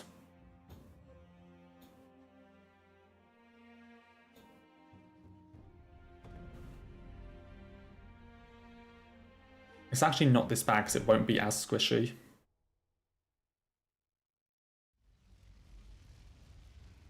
But I just want to see if I can quickly run to there. I might need to go the alternate way. I'm not sure if this way works.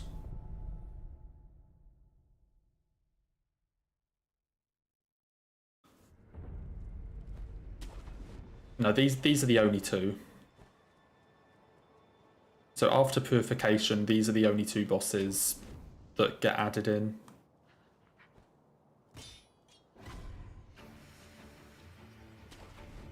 Now, I'm assuming that the snake is going to be blocking this off.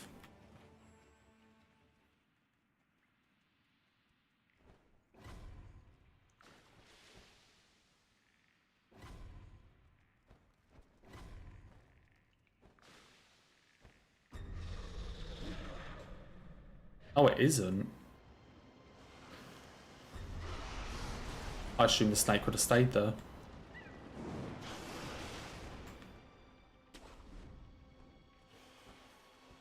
Yeah, it's in the room after Snake Eyes, but it only spawns after we've beaten the other Guardian Ape.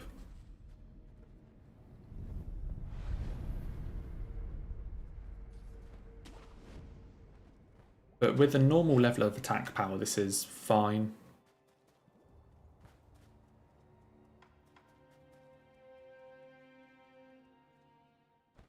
Like if I just quickly show here.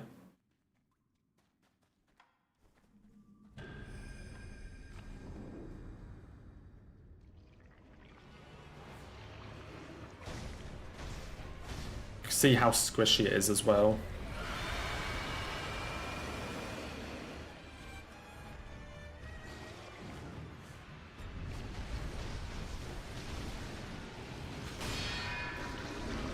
It's because we didn't use the Mortal Blade to kill it. So there's a big thing in Sekiro with like immortality.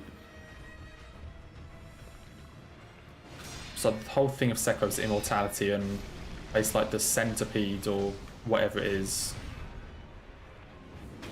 like makes them so they can't die. But now here comes the fun part.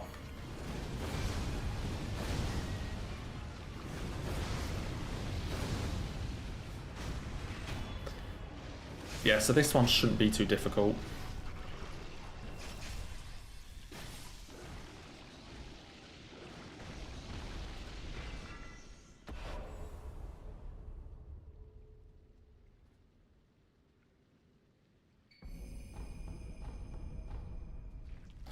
You can see, like before, there's a like centipede hanging out of its neck, which is what keeps it alive. So because we didn't use the mortal blades, we didn't actually kill it.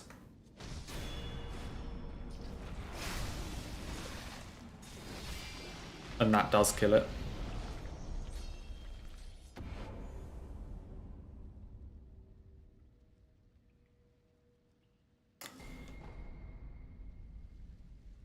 It's also the same as in the True Monk fight.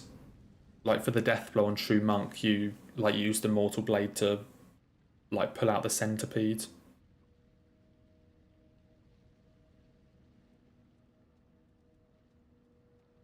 But yeah. So those are the two bosses that get added in for all memories.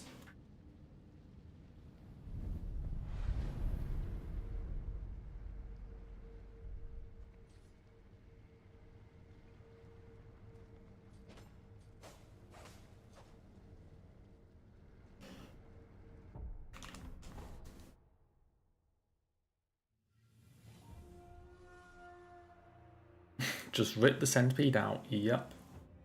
I'd say that fight shouldn't be too difficult. The only like concerning one is Demon.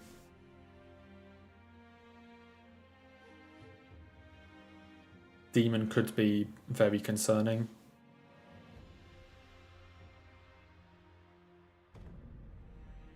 Yeah, I'd say Demon is probably the hardest boss. Definitely casually.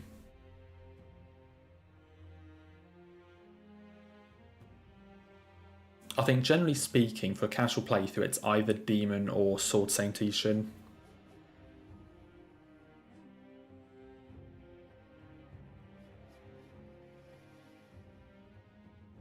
There is something you can do for Demon, but I can't remember how long it takes to get, and it's only for phase 3. You would still have to do the first 2 phases.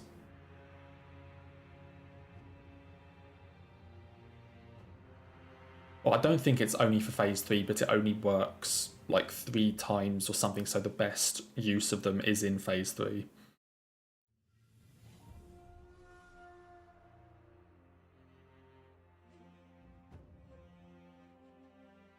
I don't think... Holy fuck. Almost just dropped my controller onto the floor. Yeah, I don't think there's any cheese you can do. Today was not the day. The no-hit is very, very, very close though.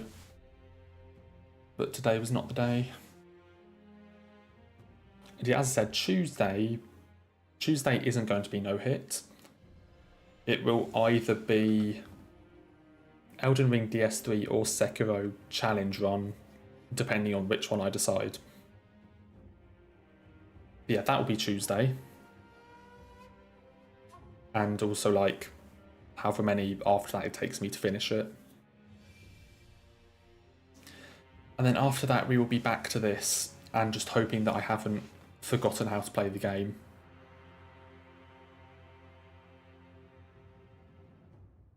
But yeah, that is me done.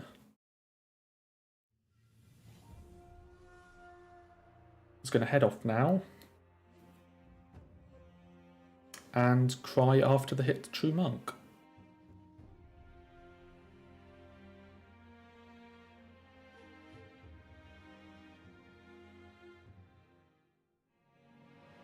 Editing's going okay. I haven't done as much of it as I would have liked, but it's still coming along all right. Need to do some more of it.